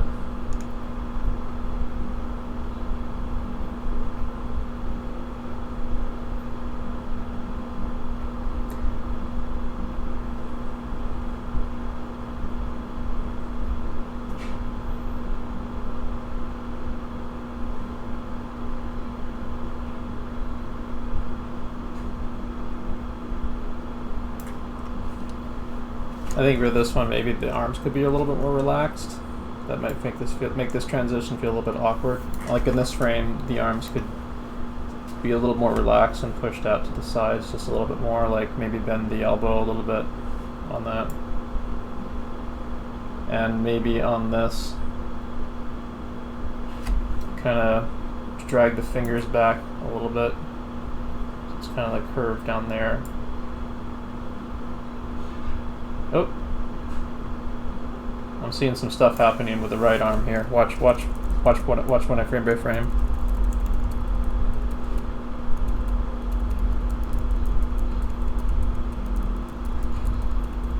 Yeah, that whole area right there feels really awkward to me. It's kind of like staying in the same spot and then like jerking around a little bit. When like the character's arm should maybe be relaxing a little bit and bending a little bit at the elbow. Like, I think at this point I need to do a little bit of a draw over actually.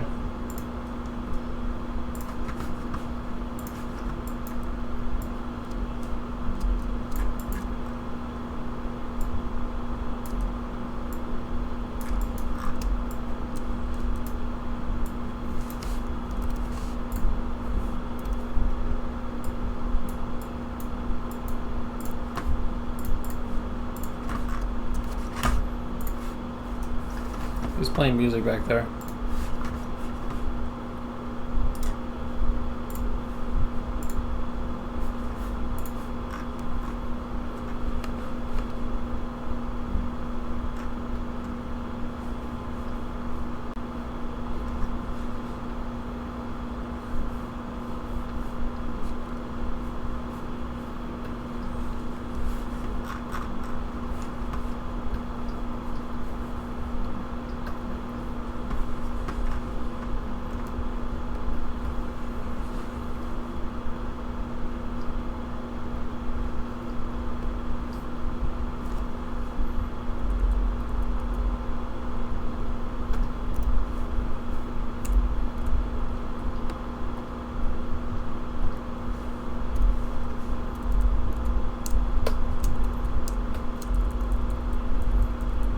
Okay, so in this frame, her arm is doing this. Oops.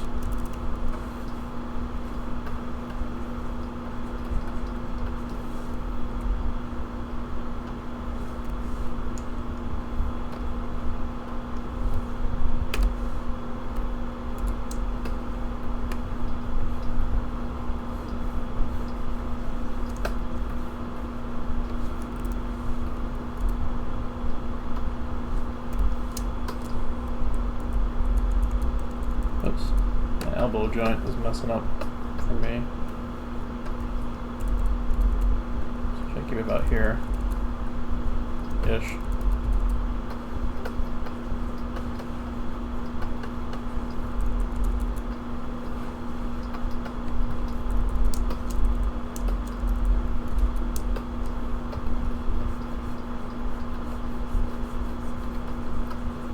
My instinct would actually put the arm about here, I'd want to say.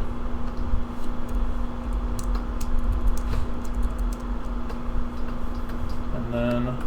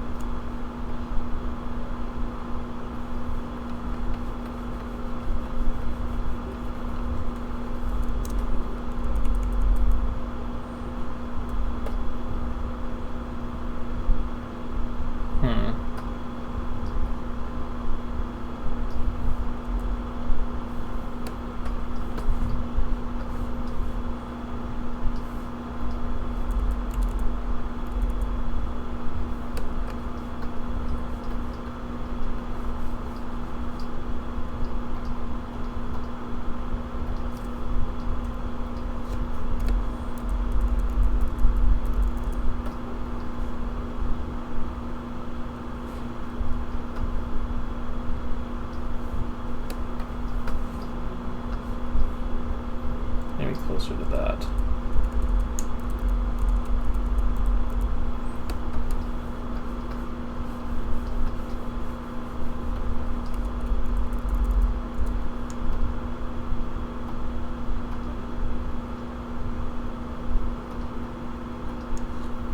So what I'm doing is I'm trying to establish a little bit of a better arc for this arc and travel path for this arm a little bit, so that something feels a little bit natural, more natural to me. Let's see here.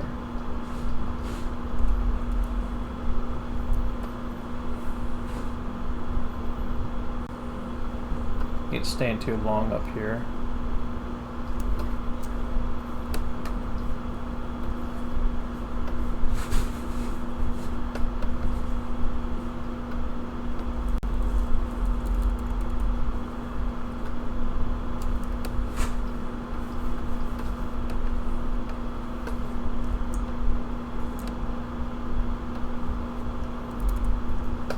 Might be not going up high enough here.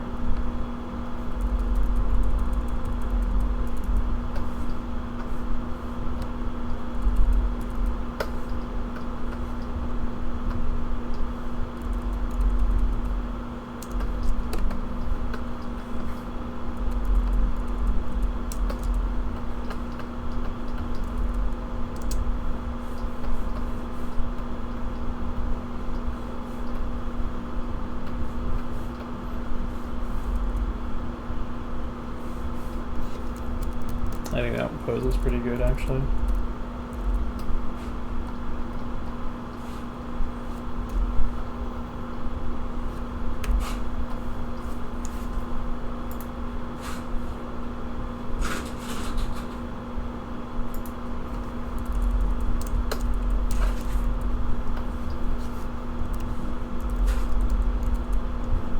Yeah, that does need to come down a bit more.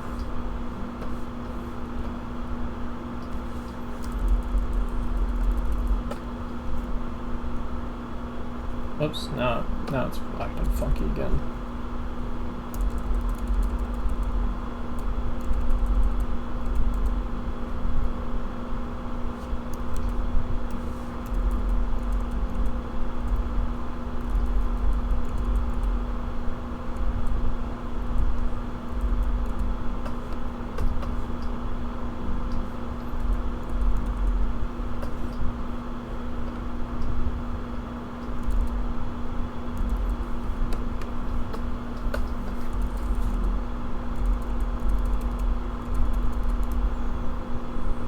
Alright. So I did a little bit of fine tuning on that arm a bit. You can probably play with it some more. Stuff that's not really working here, like there's a bit of a pop going here to here that I don't like, that I made.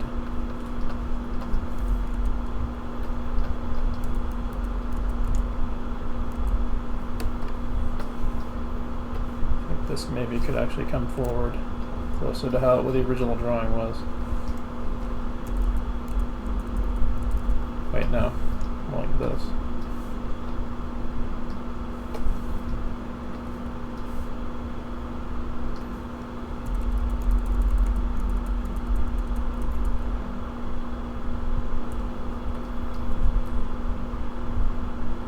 That looks pretty good.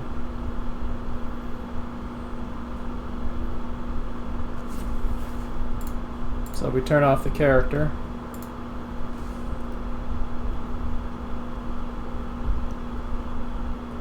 It's not perfect, but it feels a little bit more flowy. Of course, I'd love to do a full demo of this, but I don't want to make. I want to make sure we can get to some drawing and do some studies from life poses, walks, and get everyone drawing in here. So get ready to draw, folks. We are going to do frame by frame on some profile walks of live action actors, and analyze and learn from them. So I will add a transparency layer to that. For this one, I would say look at the as file I uploaded to fix those other issues with the legs. Your up and down is working pretty good. but you need to plot out where your feet are and where the arc of the foot when it lifts up and where the positions of your feet are, so it looks like the feet are traveling at the same rate, and it looks like they're coming up on a natural arc when they lift off the ground. So let's see, let's put it about 75%. It should be good.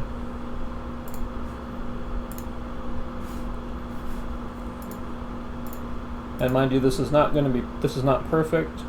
This is just a suggestion.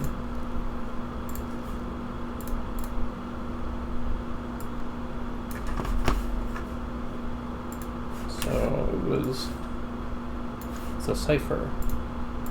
I mean, it's good drawings. It's just not in the right spot. But you see that there's the difference between animating and working out where things are placed and good drawing.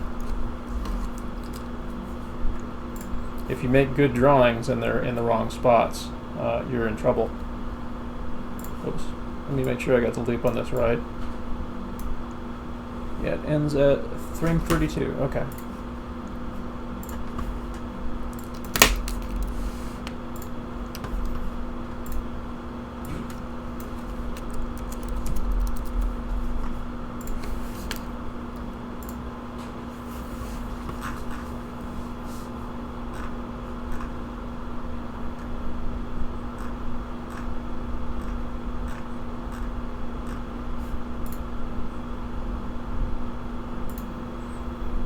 Let's take a quick peek at some of the other people who submitted stuff so far that's in chat.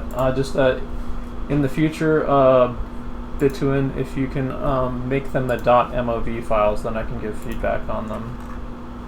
Okay, so there's some of the same issues going on with the feet. The back arm swing is looking a little stalled out there. You want like kind of a pendulum swing on the arms. This one, there's kind of wonky things going on with the head. There's better volumes in the lower body. I don't think the arms are really quite swinging on a pendulum, but they feel kind of neat, I guess. There's some volume changes going on in the legs here. But it looks like the feet are moving at a steady rate. I need to frame by frame this one to really kind of dig into that one.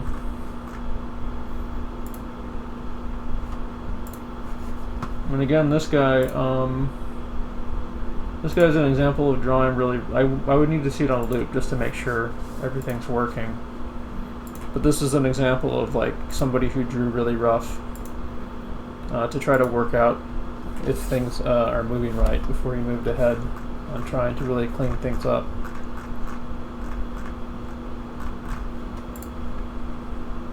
This guy is kind of a really limited animation walk, and we're not really going to be doing that here. So fun exercising and stuff, but I can't really necessarily critique this one because he's kind of sliding around here. I mean, this kind of stuff is fine and fun to do for like your own personal work and that sort of thing. But for the purposes of this of these class sessions, we're trying to like solve the mechanics of like frame by frame walks. Like if the character's kind of sliding around, you're kind of faking the motion with some tweening like that, and that's a little hard for me to break it down. I'm trying to keep it to frame by frame animation. But I mean, like, I'm not saying that that kind of walk is necessarily a bad thing. This is a stylized limited animation walk right here, where they actually moved the whole body for the up and down sliding across the ground. So this is actually kind of this would be like not out of place in like a homebrew kind of pseudo Newgroundsy piece of animation. And there is some stuff I like in this, but it's hard for me to critique that, basically.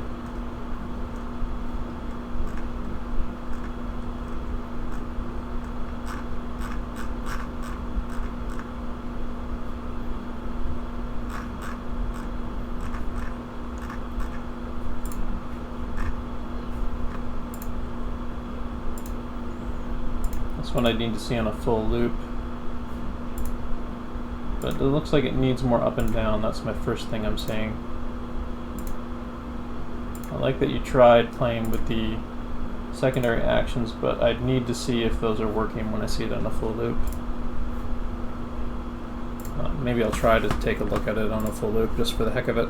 Let's see if I can bring it up in QuickTime Player and loop it, or VLC or something.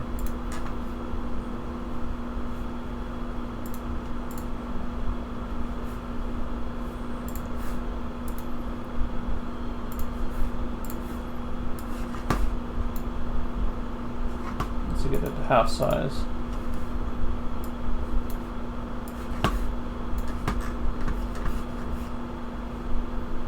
Okay, it's looking a little better now that I can see it in loop, but the tail's not quite following the body, and the up and down,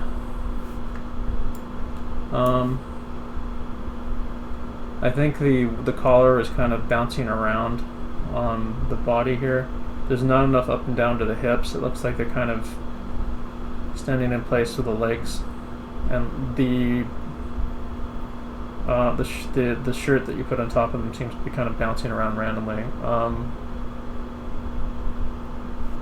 The arm swing, let's see here. So I think that arm is supposed to be there, right? And that one's supposed to be behind him. You should maybe darken that in so it's a little bit more apparent. And then there's supposed to be an arm there, because otherwise it kind of looks like, see what I'm talking about here. It becomes a little unclear. You want to go for clarity, definitely, so it's easier to read what you're looking at. So there's some kind of weird stuff going on here with this. The head you drew on top of your rough pose is kind of like sliding around. So it doesn't look like you quite worked out the up and down motion of the body. Let me look at the feet.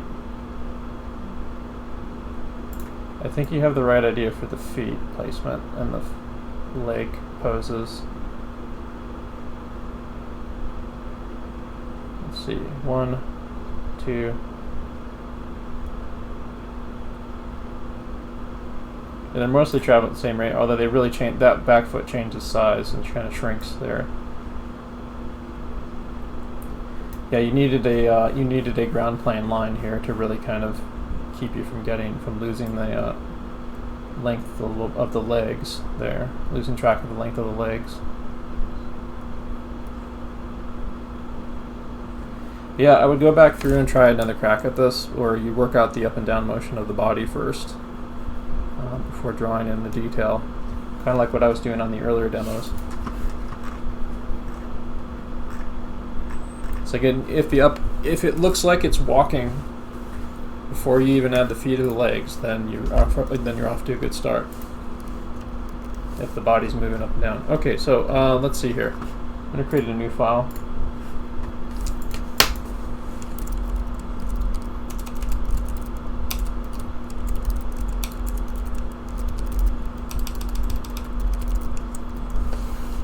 And for about, let's say, the next hour or so, we are going to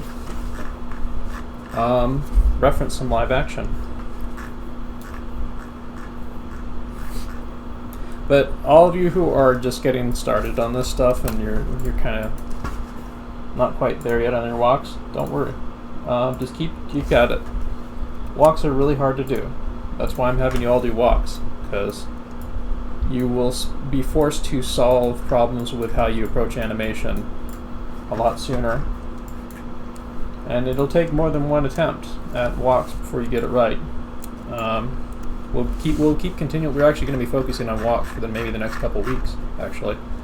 We might get into some runs, maybe some animal walks and other things like that too, but I want to keep us moving in the direction of walks, because walks, like I said, are one of the hardest things to do in animation, and they are worth focusing on for a while to get right, for all of us, myself included. And me critiquing your walks actually helps improve my ability to execute walks.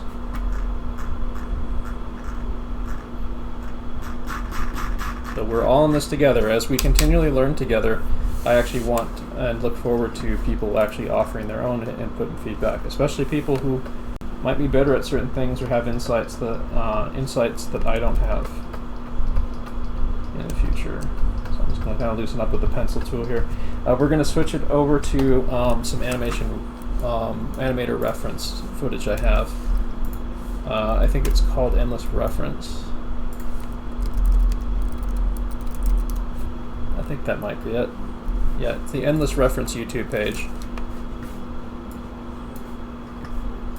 Gonna bring it up here on stream. But we're gonna grab some of the walk cycles where they have a grid pattern over them. We've done this before in a walk workshop I did previously, so this will be a revisit for me too. And what we're gonna do is we're going to use the we're gonna pick out where the contact, the down, and the up, and the passing positions are, and we're going to basically create walk cycles observing them. So here's some of the ones that I've done previously, like that, and that, and that. The ones with the grids are ideally the ones that we want to use.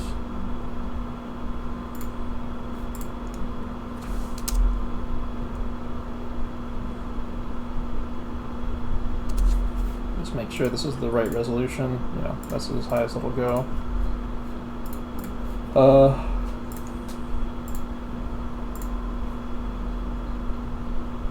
He's so slow. So slow-mo reference is usually pretty good for action sometimes, because then you can pick out your keyframes a lot easier. Keyframes don't exist in real life. You have to design them. And that's what a walk is when you animate it. It's a design of something that happens. It's a redesign, a simplified version to create an illusion of something that happens in real life. It's way more complex than the thing that you're trying to create the illusion of.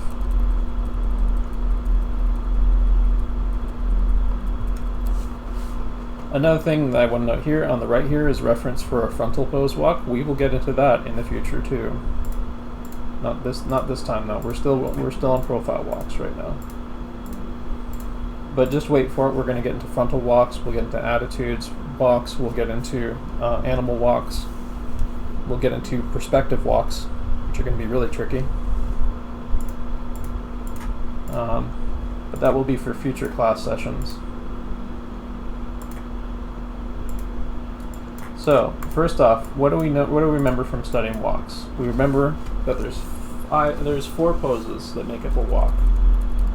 The structure of a walk. There's the contact pose, the down, the passing, and the up. So this guy's taking his first step here. That's going to be like his first contact pose, isn't it? Even like when his heels touches down, maybe.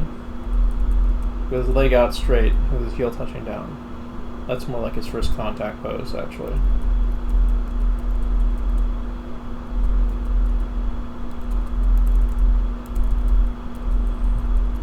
If you guys want to follow along with this, I will copy paste this in chat, and then you can use the period and the comma key on your keyboard to frame by frame through this. So I'm including that in chat now in Discord, and you can try picking out the poses for yourself to use as reference. You can even draw over the top of the character if you were able to download this and import it into an animation software, or draw on top of the figure. So I believe I might actually do that. I might actually import this into Harmony. Why not? I'll just do a draw over of this. So I will YouTube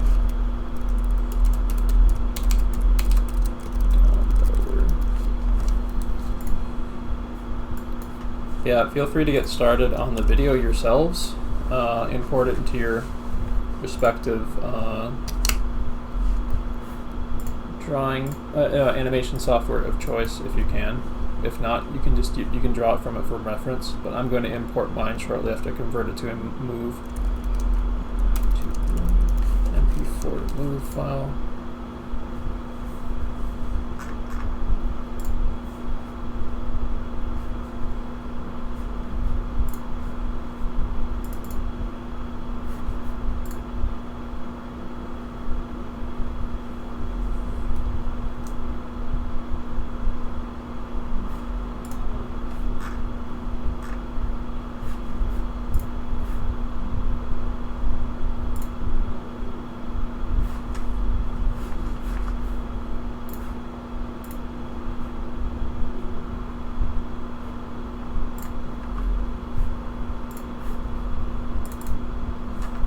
Alright, there we go. Now it's gonna add this to the Harmony file I have.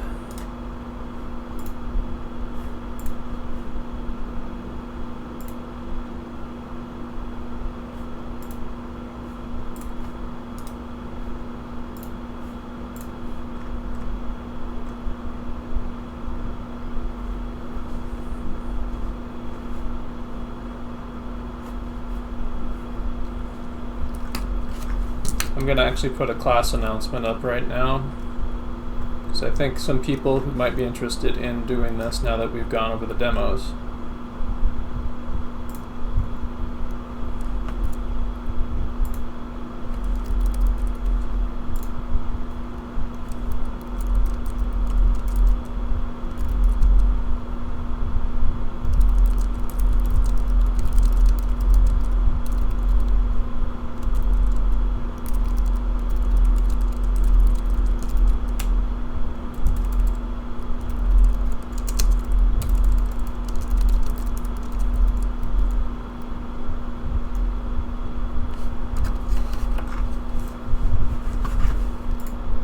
Gotta wait for this to convert. Let's maybe bring up the reference image right here.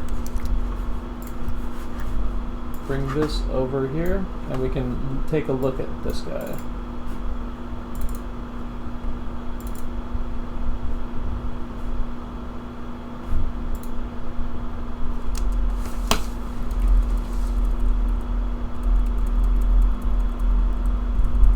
Alright, let's see here. So somewhere around here is a contact pose. I want to say around 95.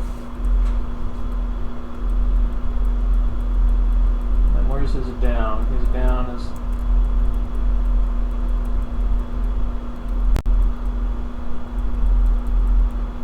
down is very slight, but you can see it if you watch his head. His down is right there on 104.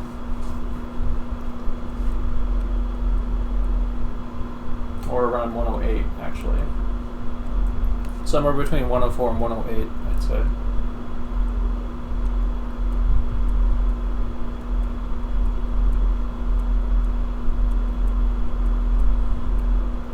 So let's find the up first, then we can work back and find the passing position on this. The up is somewhere around here-ish, I want to say. About 130-ish.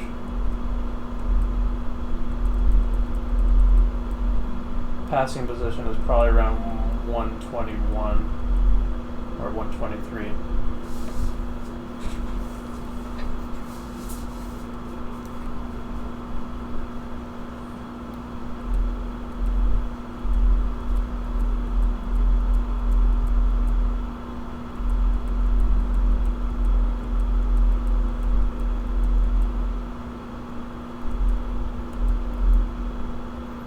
That would probably be the contact. This or this.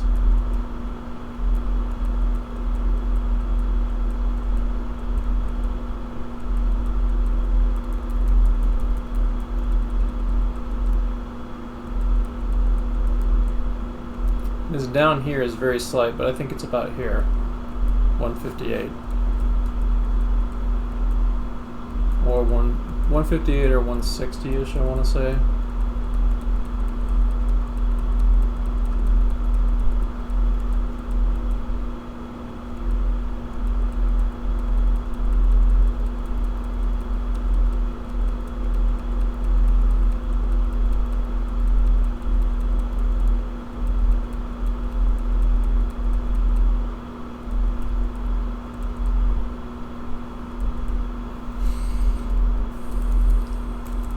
So what we're probably going to do, I'm going through this to kind of plan it ahead of time.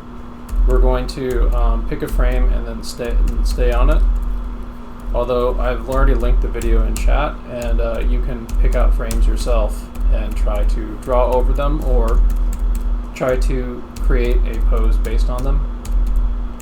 Pick out contact poses, down poses, up poses, and passing positions. And I will also link a little reference in chat for that. It's this guide right here.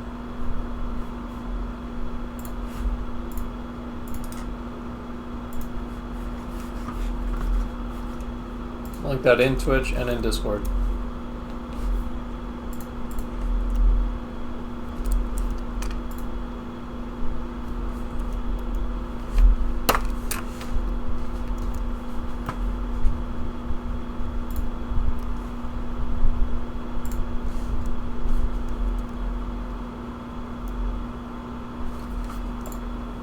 Also, I wanted to ask people. There seems to be fewer people in chat than fewer people in the class today than normal. Did anyone have any difficulties like getting into class? Because we had a lot of shakeups on the structure of the chat virus.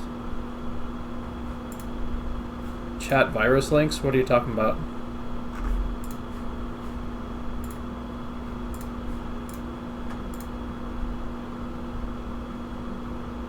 Should be just a JPEG.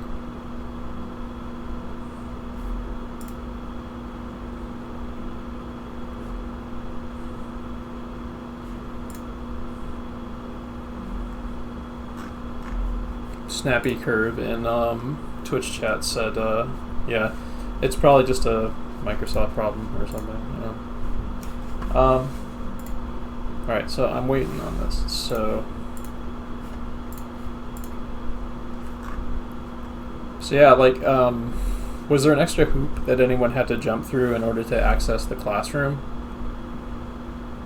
this time? Because I'm not aware if there is or not. I just clicked on the classroom. Alright. Yeah, I'm not able to like bring the rhythm bots in here, I noticed, so I'm wondering if that's changed for anyone.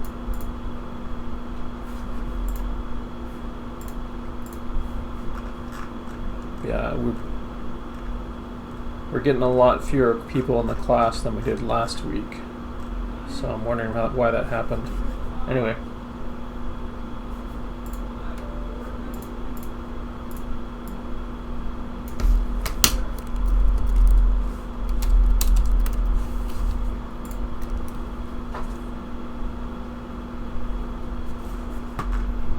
Alright, we'll give it about like a half hour to an hour on this, and then we'll wrap up the class. Let me get that there. Get a peg on there. Let's get rid of this, maybe.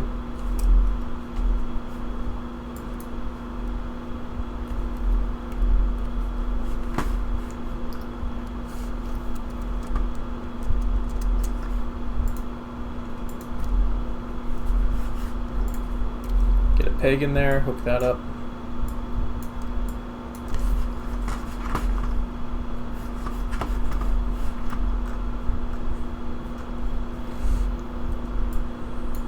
So are you guys having no problem like using the reference from YouTube?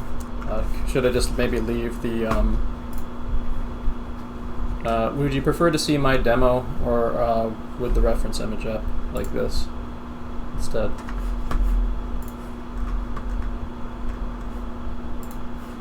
Because I want people to draw along with this if they're able to. I work with Creative, and I don't want everybody to Creative. Oh. Well, what you can do is you can just open the YouTube file and frame by frame it, and try to do like an approximation of it. I mean, it's you're going to be creating poses based on the walk. What we're trying to do right now is understand this. We're not trying to copy this. So I'm just going to do a little quick warm up to kind of give myself a little character model to work with right here. Just something that's kind of in his proportions a bit and really simple.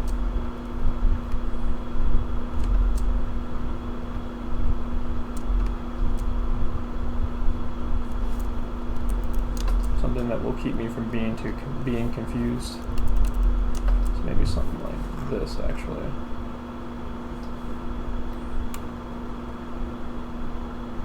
So I can keep it figurative, but simplify it.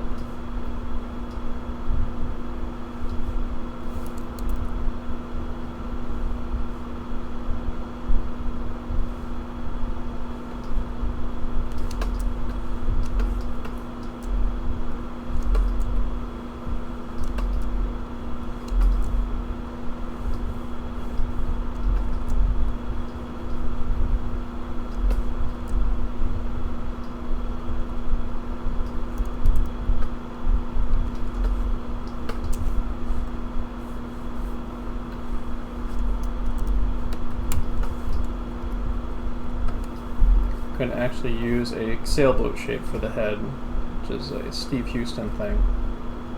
So I can just do this. And then instead of that little single line neck, I'll do a C curve like that.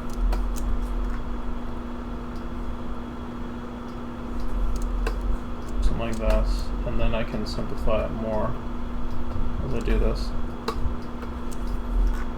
So I've got a basic model here. For completeness sake, I'll just do this hand here.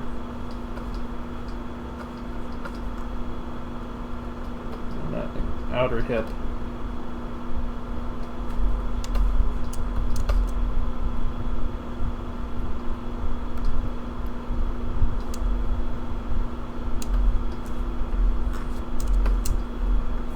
Alrighty, so I want to find my first contact pose right here.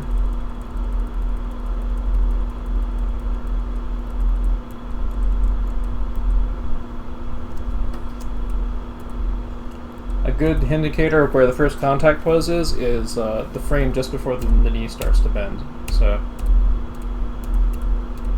probably about 39. First I'm going to see if I can get that extended out so I can see my model.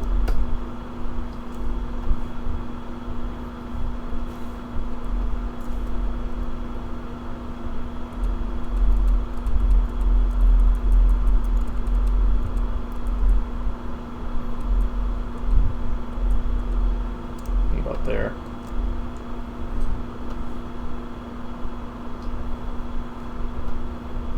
I can kind of play with the onion skinning just a little bit.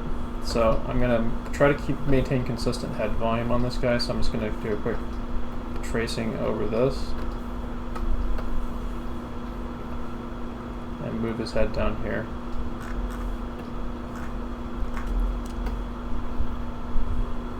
I don't really need a ground plane for this because I've got a grid already back there.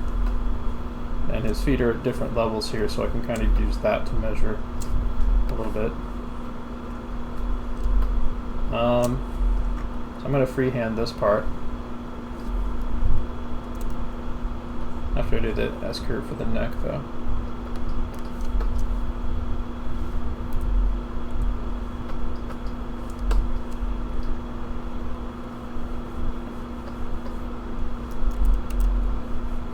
Or C-curves for the neck. Let's get rib cage that's approximately about as big as the last one. So this is kind of a rotoscope practice thing, but I'm picking out these poses because then I can in between them without using the reference later on. So let's see here. There's some simplification I can use here that would be really nice on this back leg. So a study like this would be ideal to do before you animate a character. Like you wouldn't necessarily animate the character using what I'm doing here, but you'd understand this walk reference that you're using better by doing a draw over like this. Like, look at how I was able to like kind of play with the stylization of that back leg a bit. What the hell's going on? I better save another version of this just in case this thing crashes. There we go.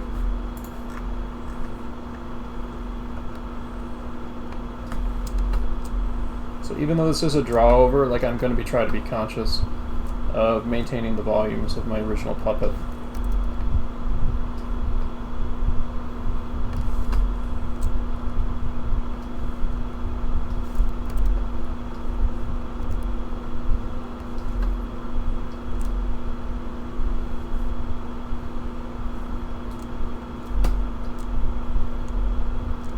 Means I'm actually using my thumb and my forefinger, which you can't see here, to kind of measure the lengths on the previous things I drew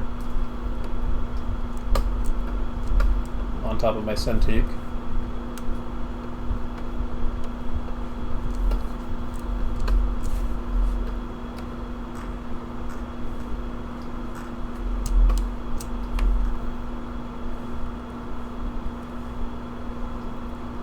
So let's draw through the form for the pelvis here. Attach this little kind of gluteus maximus peg there. Maybe that's a little bit more to the right here instead of the trace back.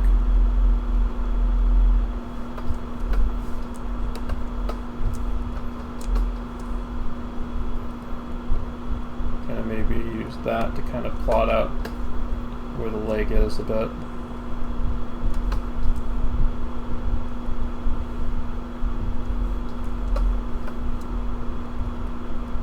Heel down there. Put like a box for the heel back there, maybe. A little wee bit of foot construction in here.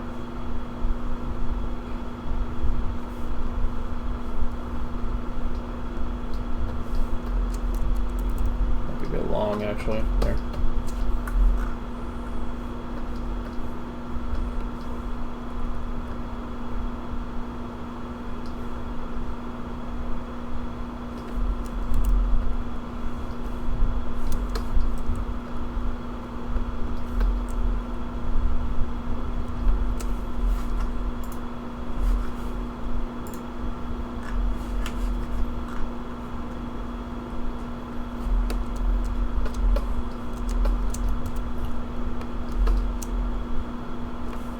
Then we get the back arm in here, which is actually the anchor point of it is actually back over here because of how he's swinging his arms. So we're going to be paying attention to the complexities of this walk because it's a very human walk. From real life, of course. It's the most human place to get human place of all.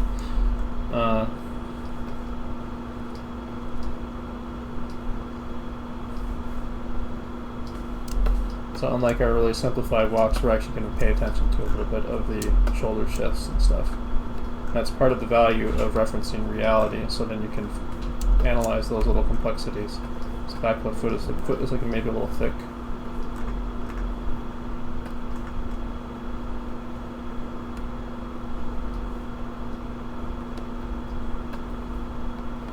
I'll just reduce it just a little.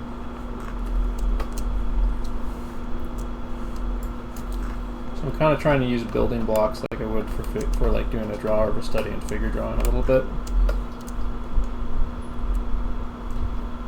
Anyways, so have something close to what would be the first contact pose there. So let's find maybe.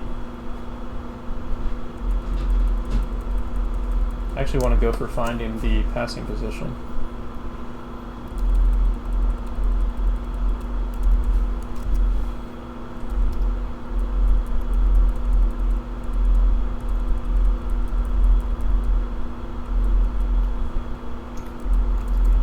About here, I want to say.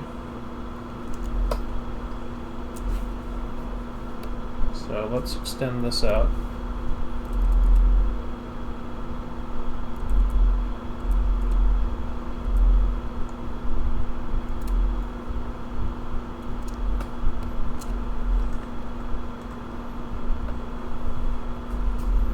Let's make it a different color so I know what I'm looking at.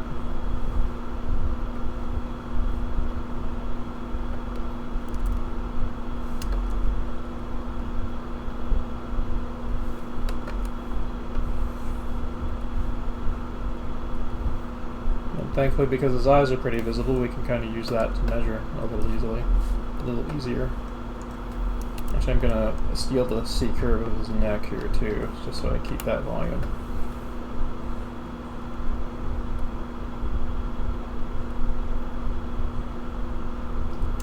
It's about there.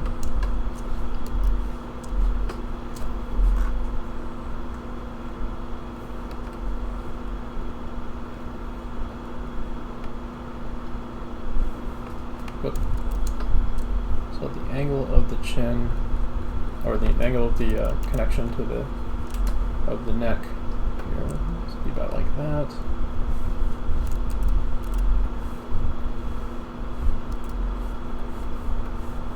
And we get the egg shape of the rib cage. The bottom of it be about here.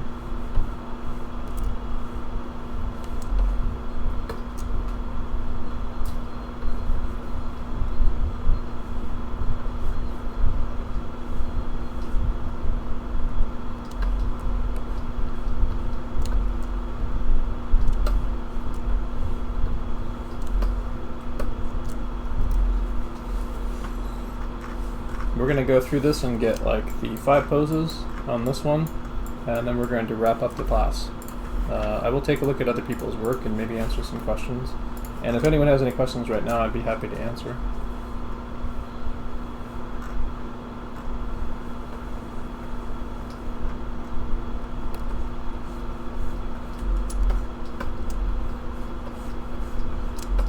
The homework this week, by the way, is to continue developing your walks. Take the either if you've got a good handle on what you did this last week, or you want to try another one, try a new walk.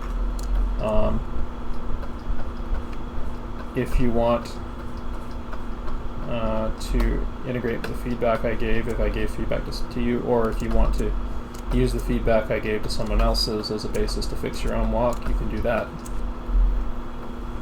Like potting the feet, for example, is a recurring problem that I noticed a lot of people had. That would be definitely worth addressing.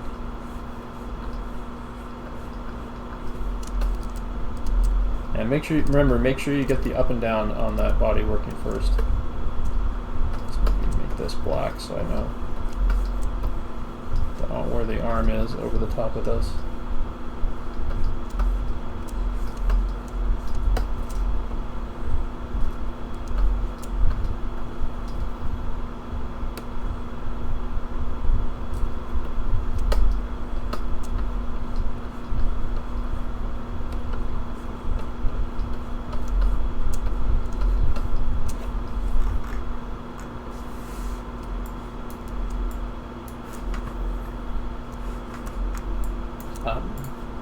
So how y'all doing on this anyway? I'm just going to Yeah. I would actually study directly. I mean, you can kind of follow along with what I'm doing for sure. I would strongly recommend just you can look at what I'm doing for cues of how to study this, because what I'm doing right now is trying to use this as a basis to study how a walk works, basically. Referencing reality in this case.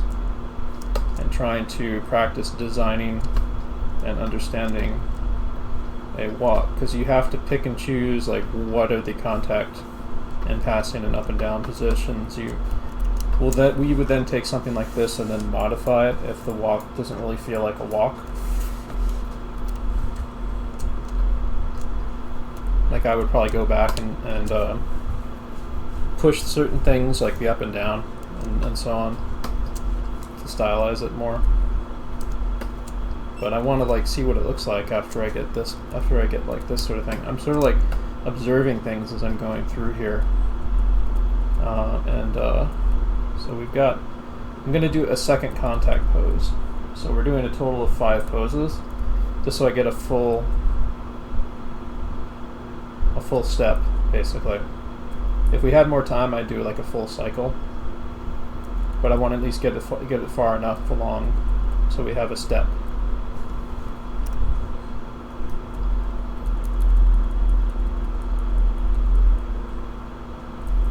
So we need the up or the down now. I think we should go for the down first. Or actually, no, we need the second contact pose is what we need first. So about here. Legs out nice and straight. It's about frame 95.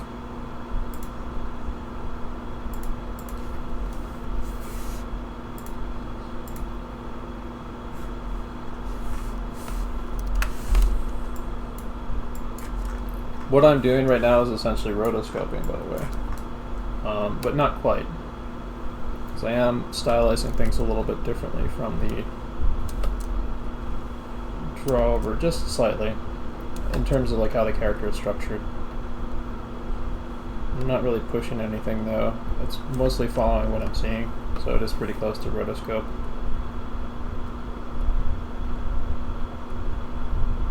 But I plan on pushing it and playing with it, and then seeing what I can do to use it to develop an original walk. I think the homework for this week will be a combination of working on your walks and also doing kind of what I'm doing right now.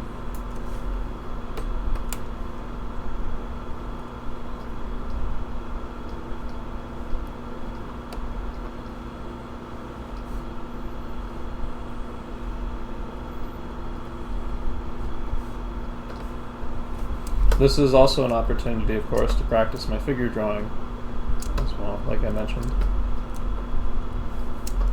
So I'm practicing principles of how I break down figures when I'm doing draw over studies.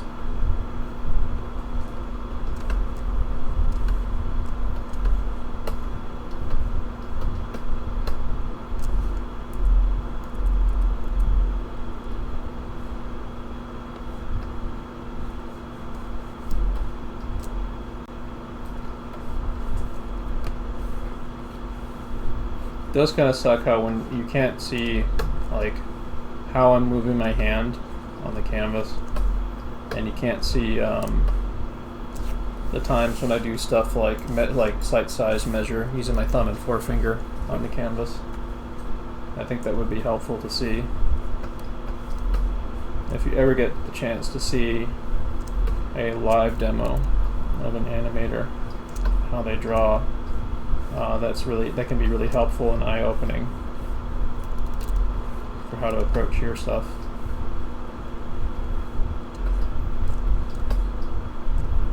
Specifically, a live demo in real life, you can get some of it from seeing people in video footage.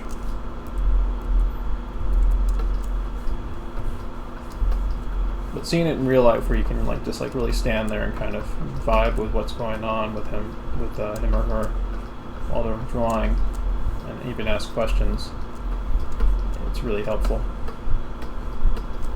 Like you'll occasionally see those at conventions like Lightbox Expo and similar places where they'll do like live demos. Sometimes on the show floor.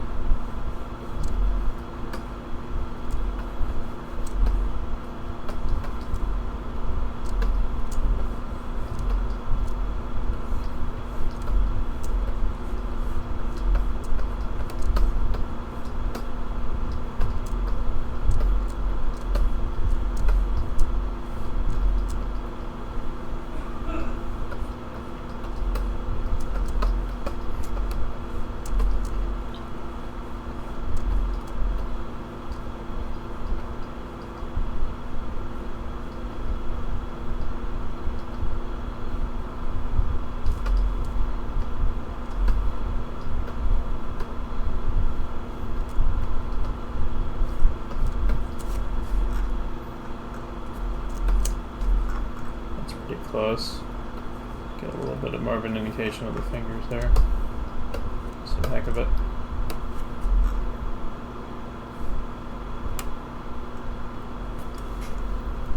Well, that's our second contact pose. Let's maybe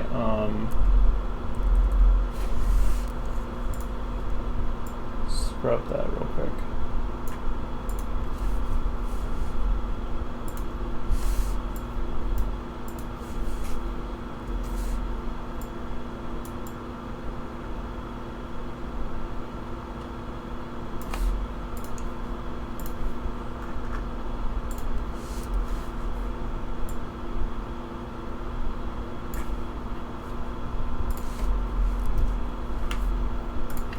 save a new version right here to make sure that this would save well.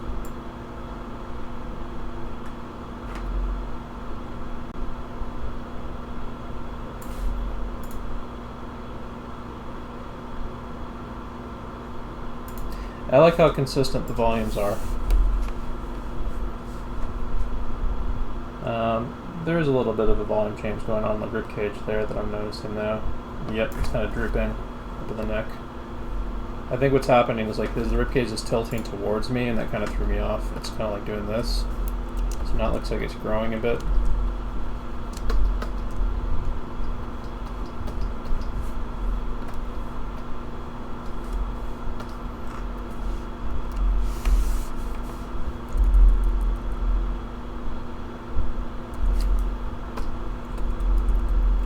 Growing at the bottom. Probably add a little to the back.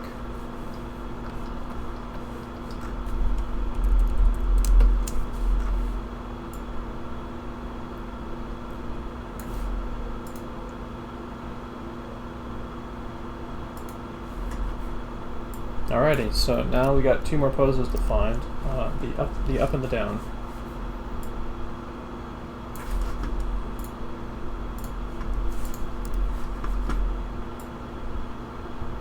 If you wanted to continue with this after the class, you can maybe try to do, I'll show after the class actually, but what I would suggest doing is try to use this to design a walk cycle, basically, and then in between it and time it the way you would a real walk, like a 16 frame walk or a 12 frame or something, because it's this is a realistic human. I'd go with, you could start with, what we would do is you can start with an 8 frame walk and then you beef it up to a 16 frame walk, or put an 8 frame walk on twos, basically. Alright, so we gotta find the down.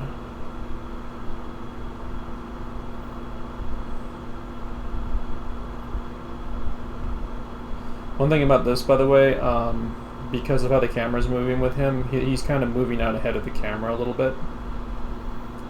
So that's something to be aware of. When you would redesign this walk, you would want to maybe take that into account a little bit.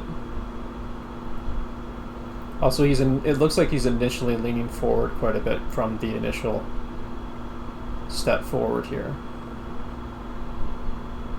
Like this first step was not during a walk, it was into a walk. So he maintains his position fairly consistent for the rest of the walk here. Except towards the end he starts to kind of slow down. But you can use this grid here to kind of track that. Walks in real life, of course, are going to be at varied speeds, and characters may lean and move around and stuff. But for a basic walk cycle, you can keep things consistent and design them that way.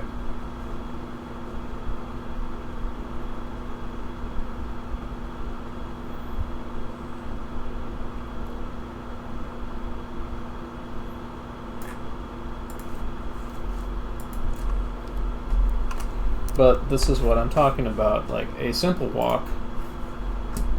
Simple cartoon walk, not so hard. A realistic human walk. Now you're getting into some pretty tough territory.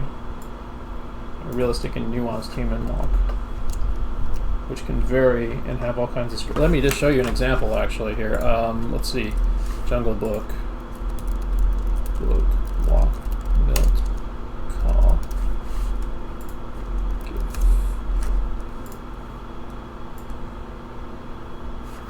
Hopefully I could find one of Mowgli.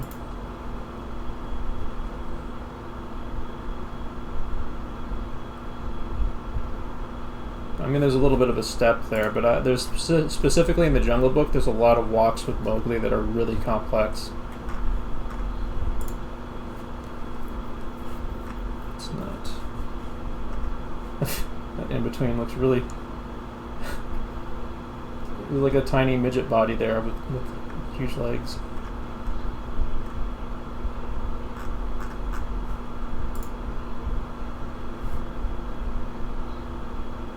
But even like on this animal, walk here. There's a lot of really complex things going on there. Oh my god, things are going to get crazy when we get into animal walks. Ah, here we go. Yeah, there's a lot going on with that walk right there. And look at that. There's so much complexity going on there. I mean, this is also an action here of him throwing the stick. But there's just like so much subtle complexity. Like look at how the hip kind of turns up like that. It's definitely not a walk, but yeah, if you want a master class in physics for physics, let's see if we can find a good walk in here. If you want a master class in animation physics, the Jungle Book is great, particularly Mowgli, because he's of course modeled after a realistic human kid, so he has a lot of very realistic human actions compared to the more stylized animals. Although the animal actions are fantastic too. Here we go. This is an attitude strut. There's a lot of good stuff going on in this. This is some good shit right here.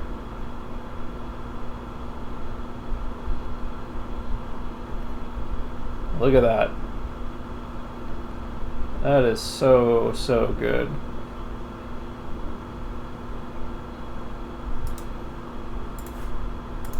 Let's zoom that in. Dang. I think this might be slowed down from the frame rate of the original film, or off from the frame rate of the original film, but that still looks really beautiful.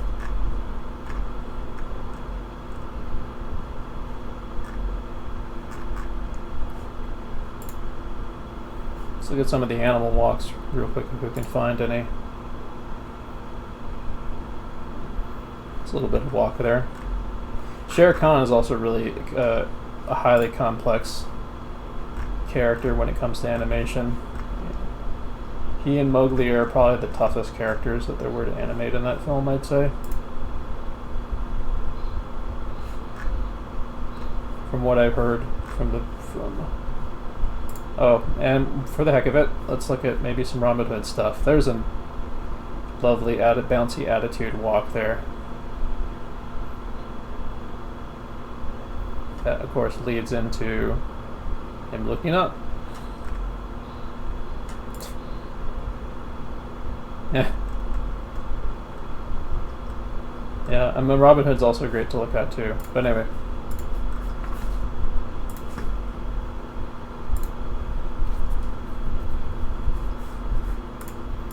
Let's finish this up so then we can wrap up the class. Alright, so we need the down position here. So we're going to get started with doing a quick trace back of the head from the previous thing.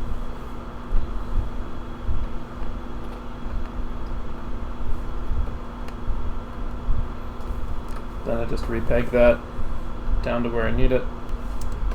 Right there.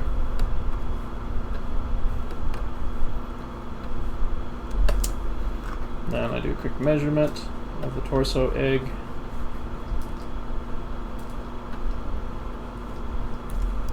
Get it somewhere in the ballpark here.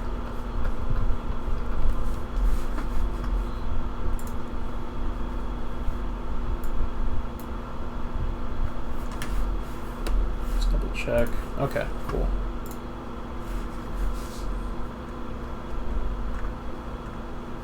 Let's get the top of the pelvis about here-ish, bottom about here. Buttocks in. Because we can kind of see the front of the torso, so I'm kind of including like the front of this cube plane, sort of, right there.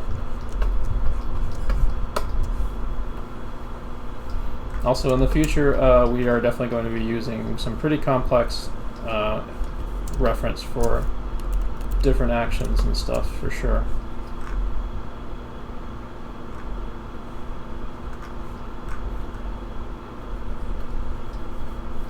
So there's going to be a lot of stuff that kind of gets in the direction of what we just saw Mowgli doing in the Jungle Book, where different strange actions get chained together and aren't on a really trackable cycle quite as much. But if you've done something like this, these studies of, and also of just like walks in general as a principle, you can start to see how you can add in stuff and change what happens during the walk, and have the walk morph into different actions.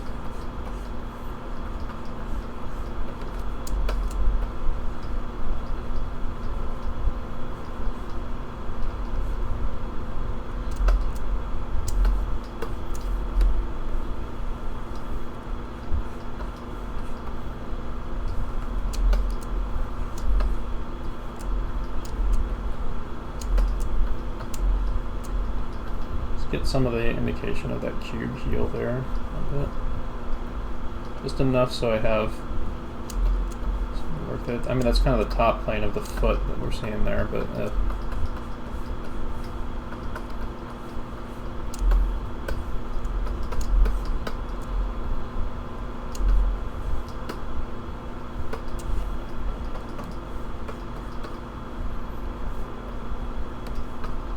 elbow joint down to here.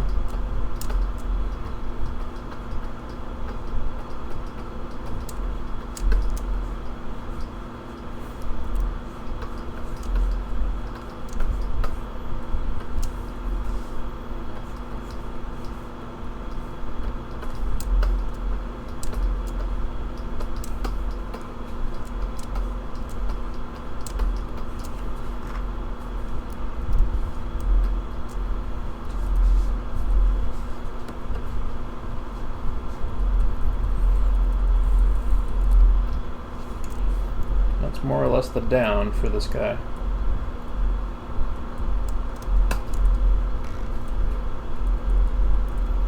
Now we just need the up.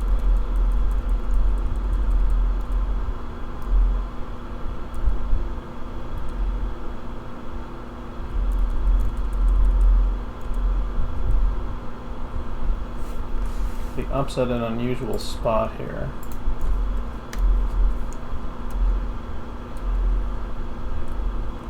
Possibly because he's just getting started in the walk.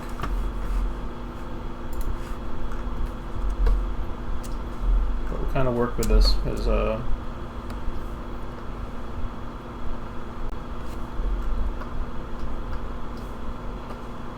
it's enough to kind of understand what this is.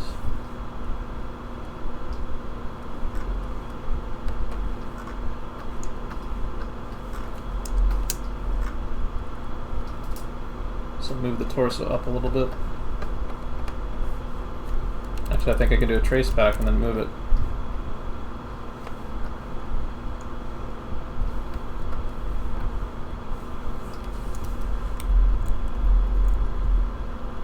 Something like that.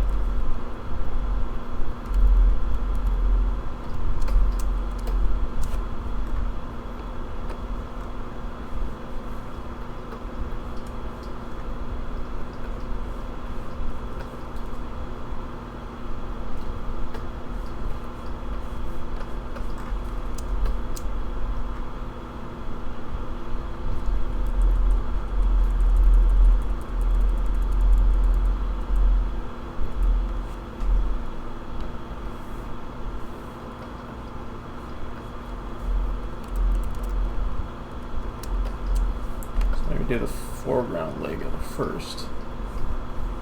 Just make sure I get the volumes in the ballpark on that first.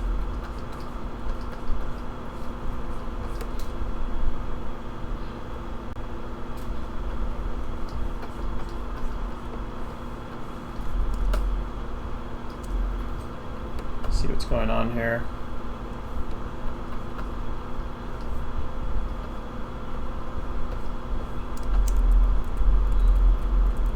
Almost kind of dragging his foot along the ground here, isn't he? That shouldn't be confused with his contact pose.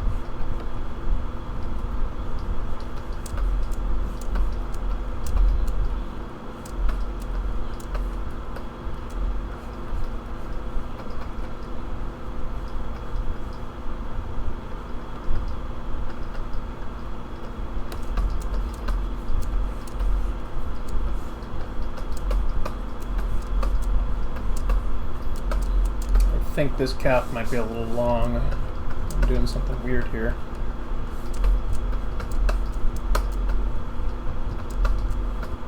Yeah, it needs to be thickened.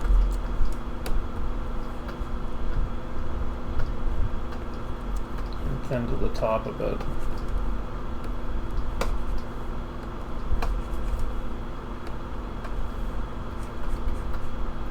Just want something that doesn't really seem off to me. Doesn't have to be perfect, but I'm just kind of gauging a little bit more.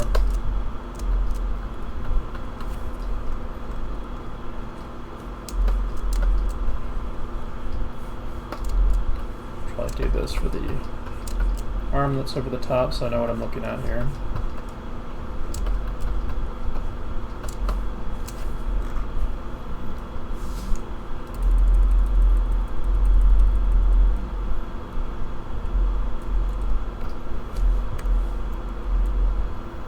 Well, let's take a look how it looks in the loop.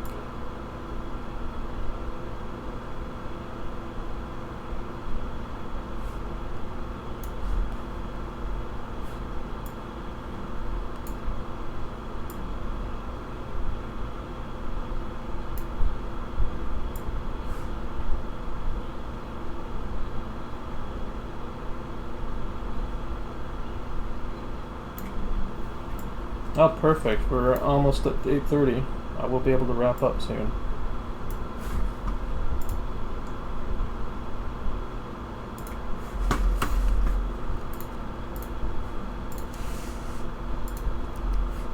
Alright, so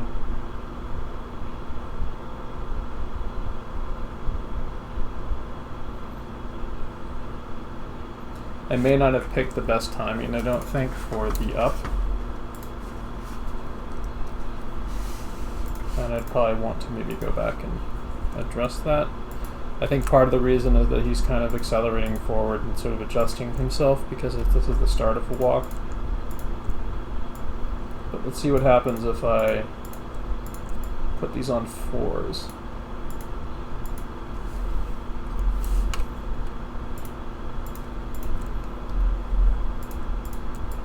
So I know that there's probably going to be something that's going to go wonky on it. I want to see how this looks.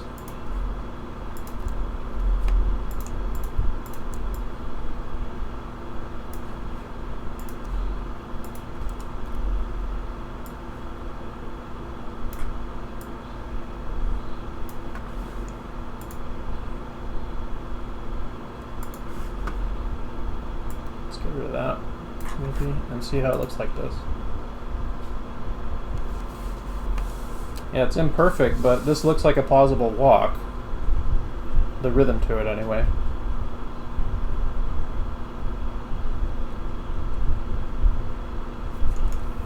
So I need to do the rest of the poses for the other stride. Yeah, this is roughly the timing of a 16-frame walk right here. Using a rotoscope. To create the key poses on a live action figure. Uh-oh. Check out what's happening with the neck. I was afraid of that, actually.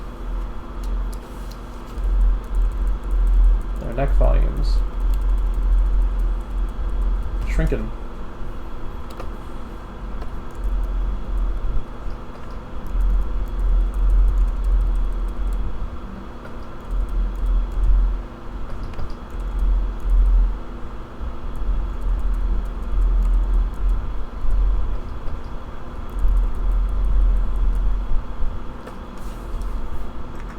A little better, but still not quite there. But enough for now for this study. So, the homework this week.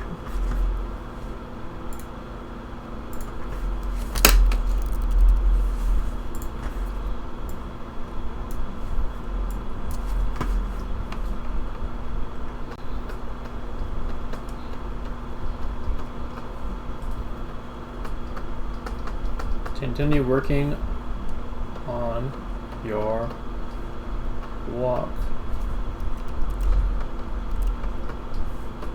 cycles using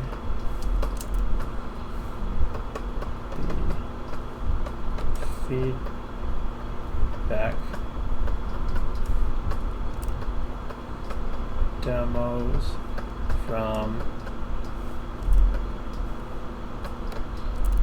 class. Make sure, so that's the first thing. Continue working on new walk cycles using feedback demos in class. 2. Do studies of live action walks. Find the contact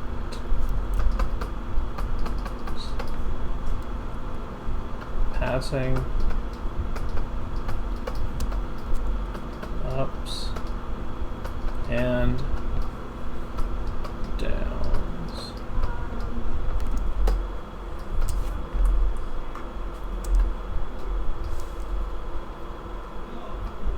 Three, do studies of existing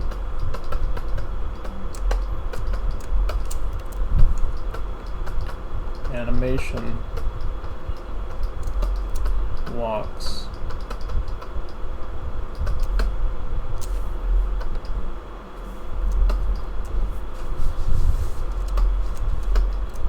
Bonus.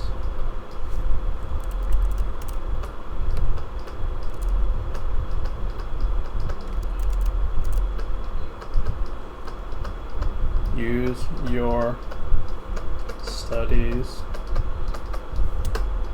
on 2 and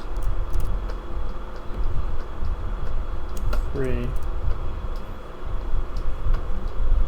to create, whoops,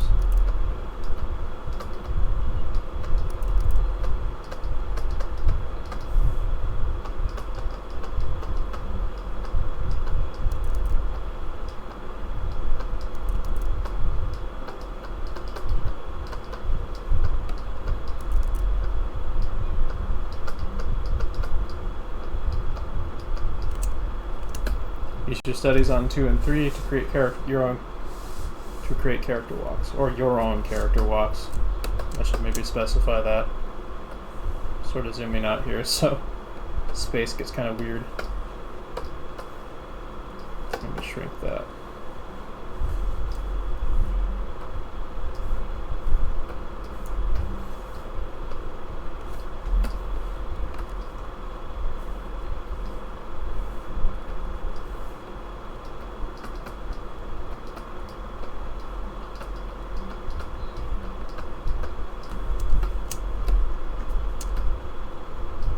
There we go.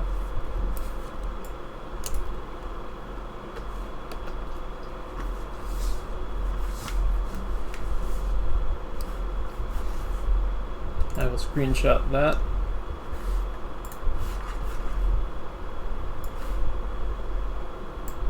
For the homework section or whatever.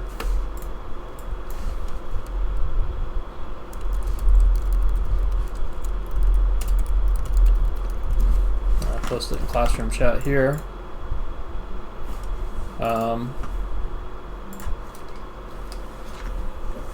So another thing I want to ask before I finish the class here. So is anyone really confused about where they're supposed to post homework to get feedback? Because we kind of move those around, and some of it is in an opt-in section for me, for me right now, which is really weird.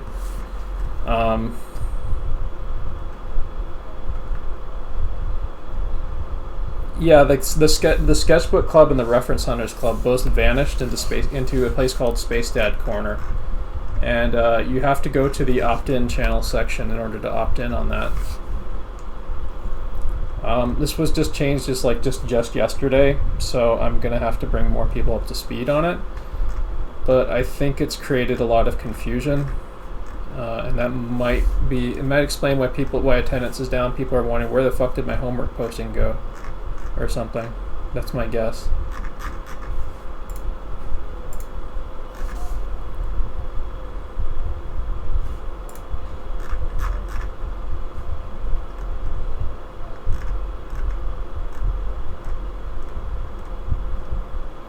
Yeah, animator corner would be probably a good one, but there's 2 animator corners. That's the thing.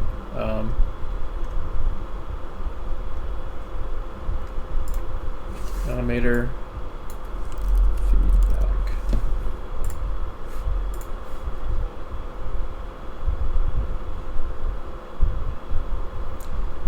Okay, so under the art corner, there's a tab called animator feedback. You can post it there.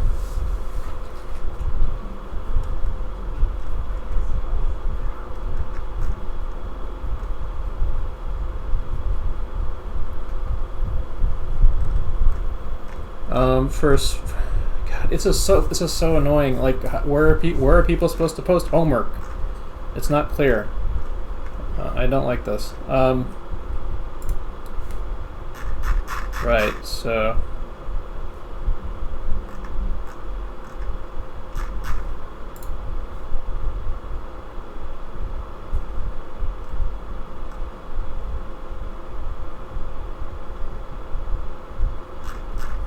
Alright, so I can post I can post the homework assignment in homework assignments in Space Tab corner.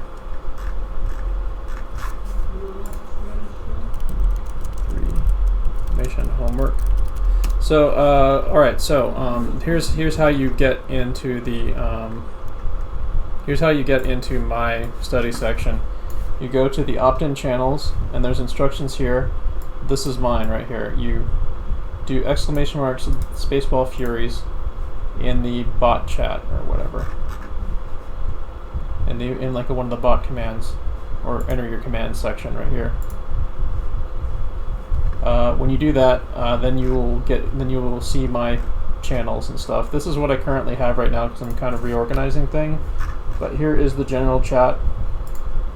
This is the homework assignment section for when I post the homework assignment listings. I'm going to need a as homework posting section.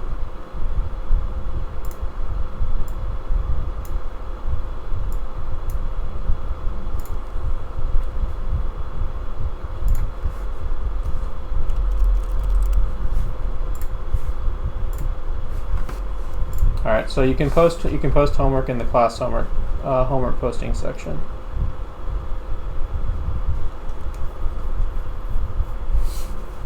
In addition to that, I still have the sketchbook club where you can post sketchbook stuff, inspiration from your own sketchbook or other cool sketchbooks you've come across, either digital sketchbook or traditional. Studies you're doing, doodles, weird things.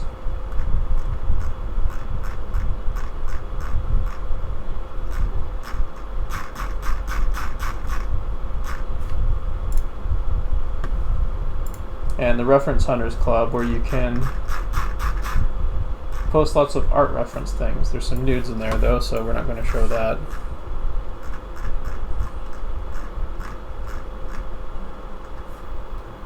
But like stuff like this gets included. There's an awful lot of content in here too. In the Reference Hunters Club section, in my section.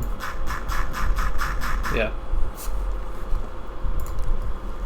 Alright, cool. Thank you all for coming. I'm going to give the congratulations screen for the people who have remained here. Thank you so much. My coffee link. If you would like what I'm doing, every little bit of help counts. I'll post my coffee link in chat real quick.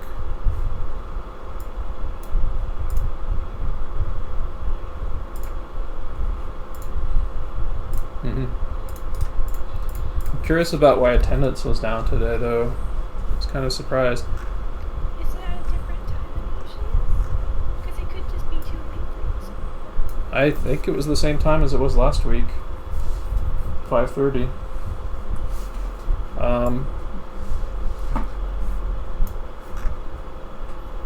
Yeah. Also, some good news. I think I just made my first my first goal of being able to. Yeah, I just made my goal on coffee. Of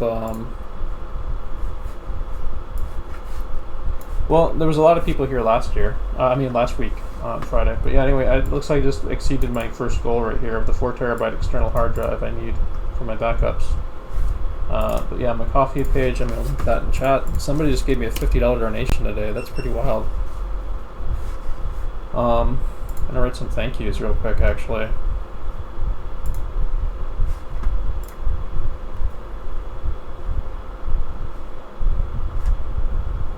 $9 and a $51. That's really awesome.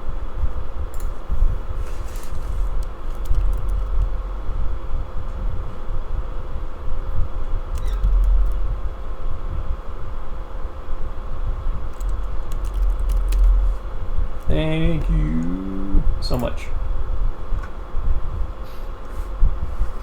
And that's pretty heartfelt. And $9.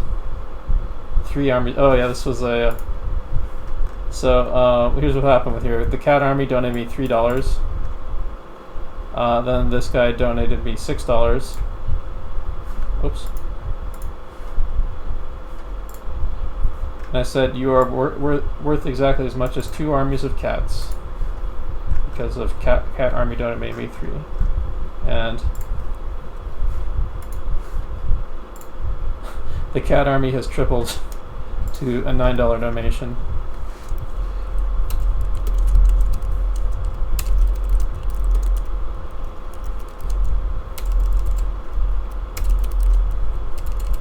Look to the east. You Cat leading the 3 armies to rescue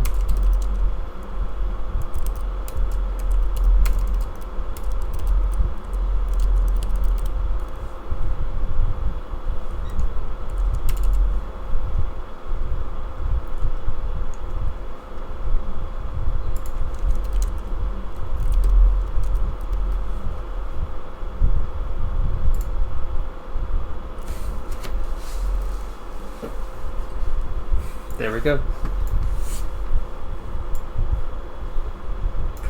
So yeah, I'm over the goal currently. That's good.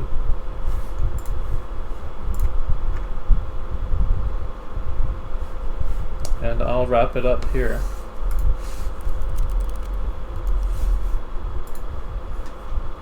You're welcome. You're all free for the rest of the Friday evening.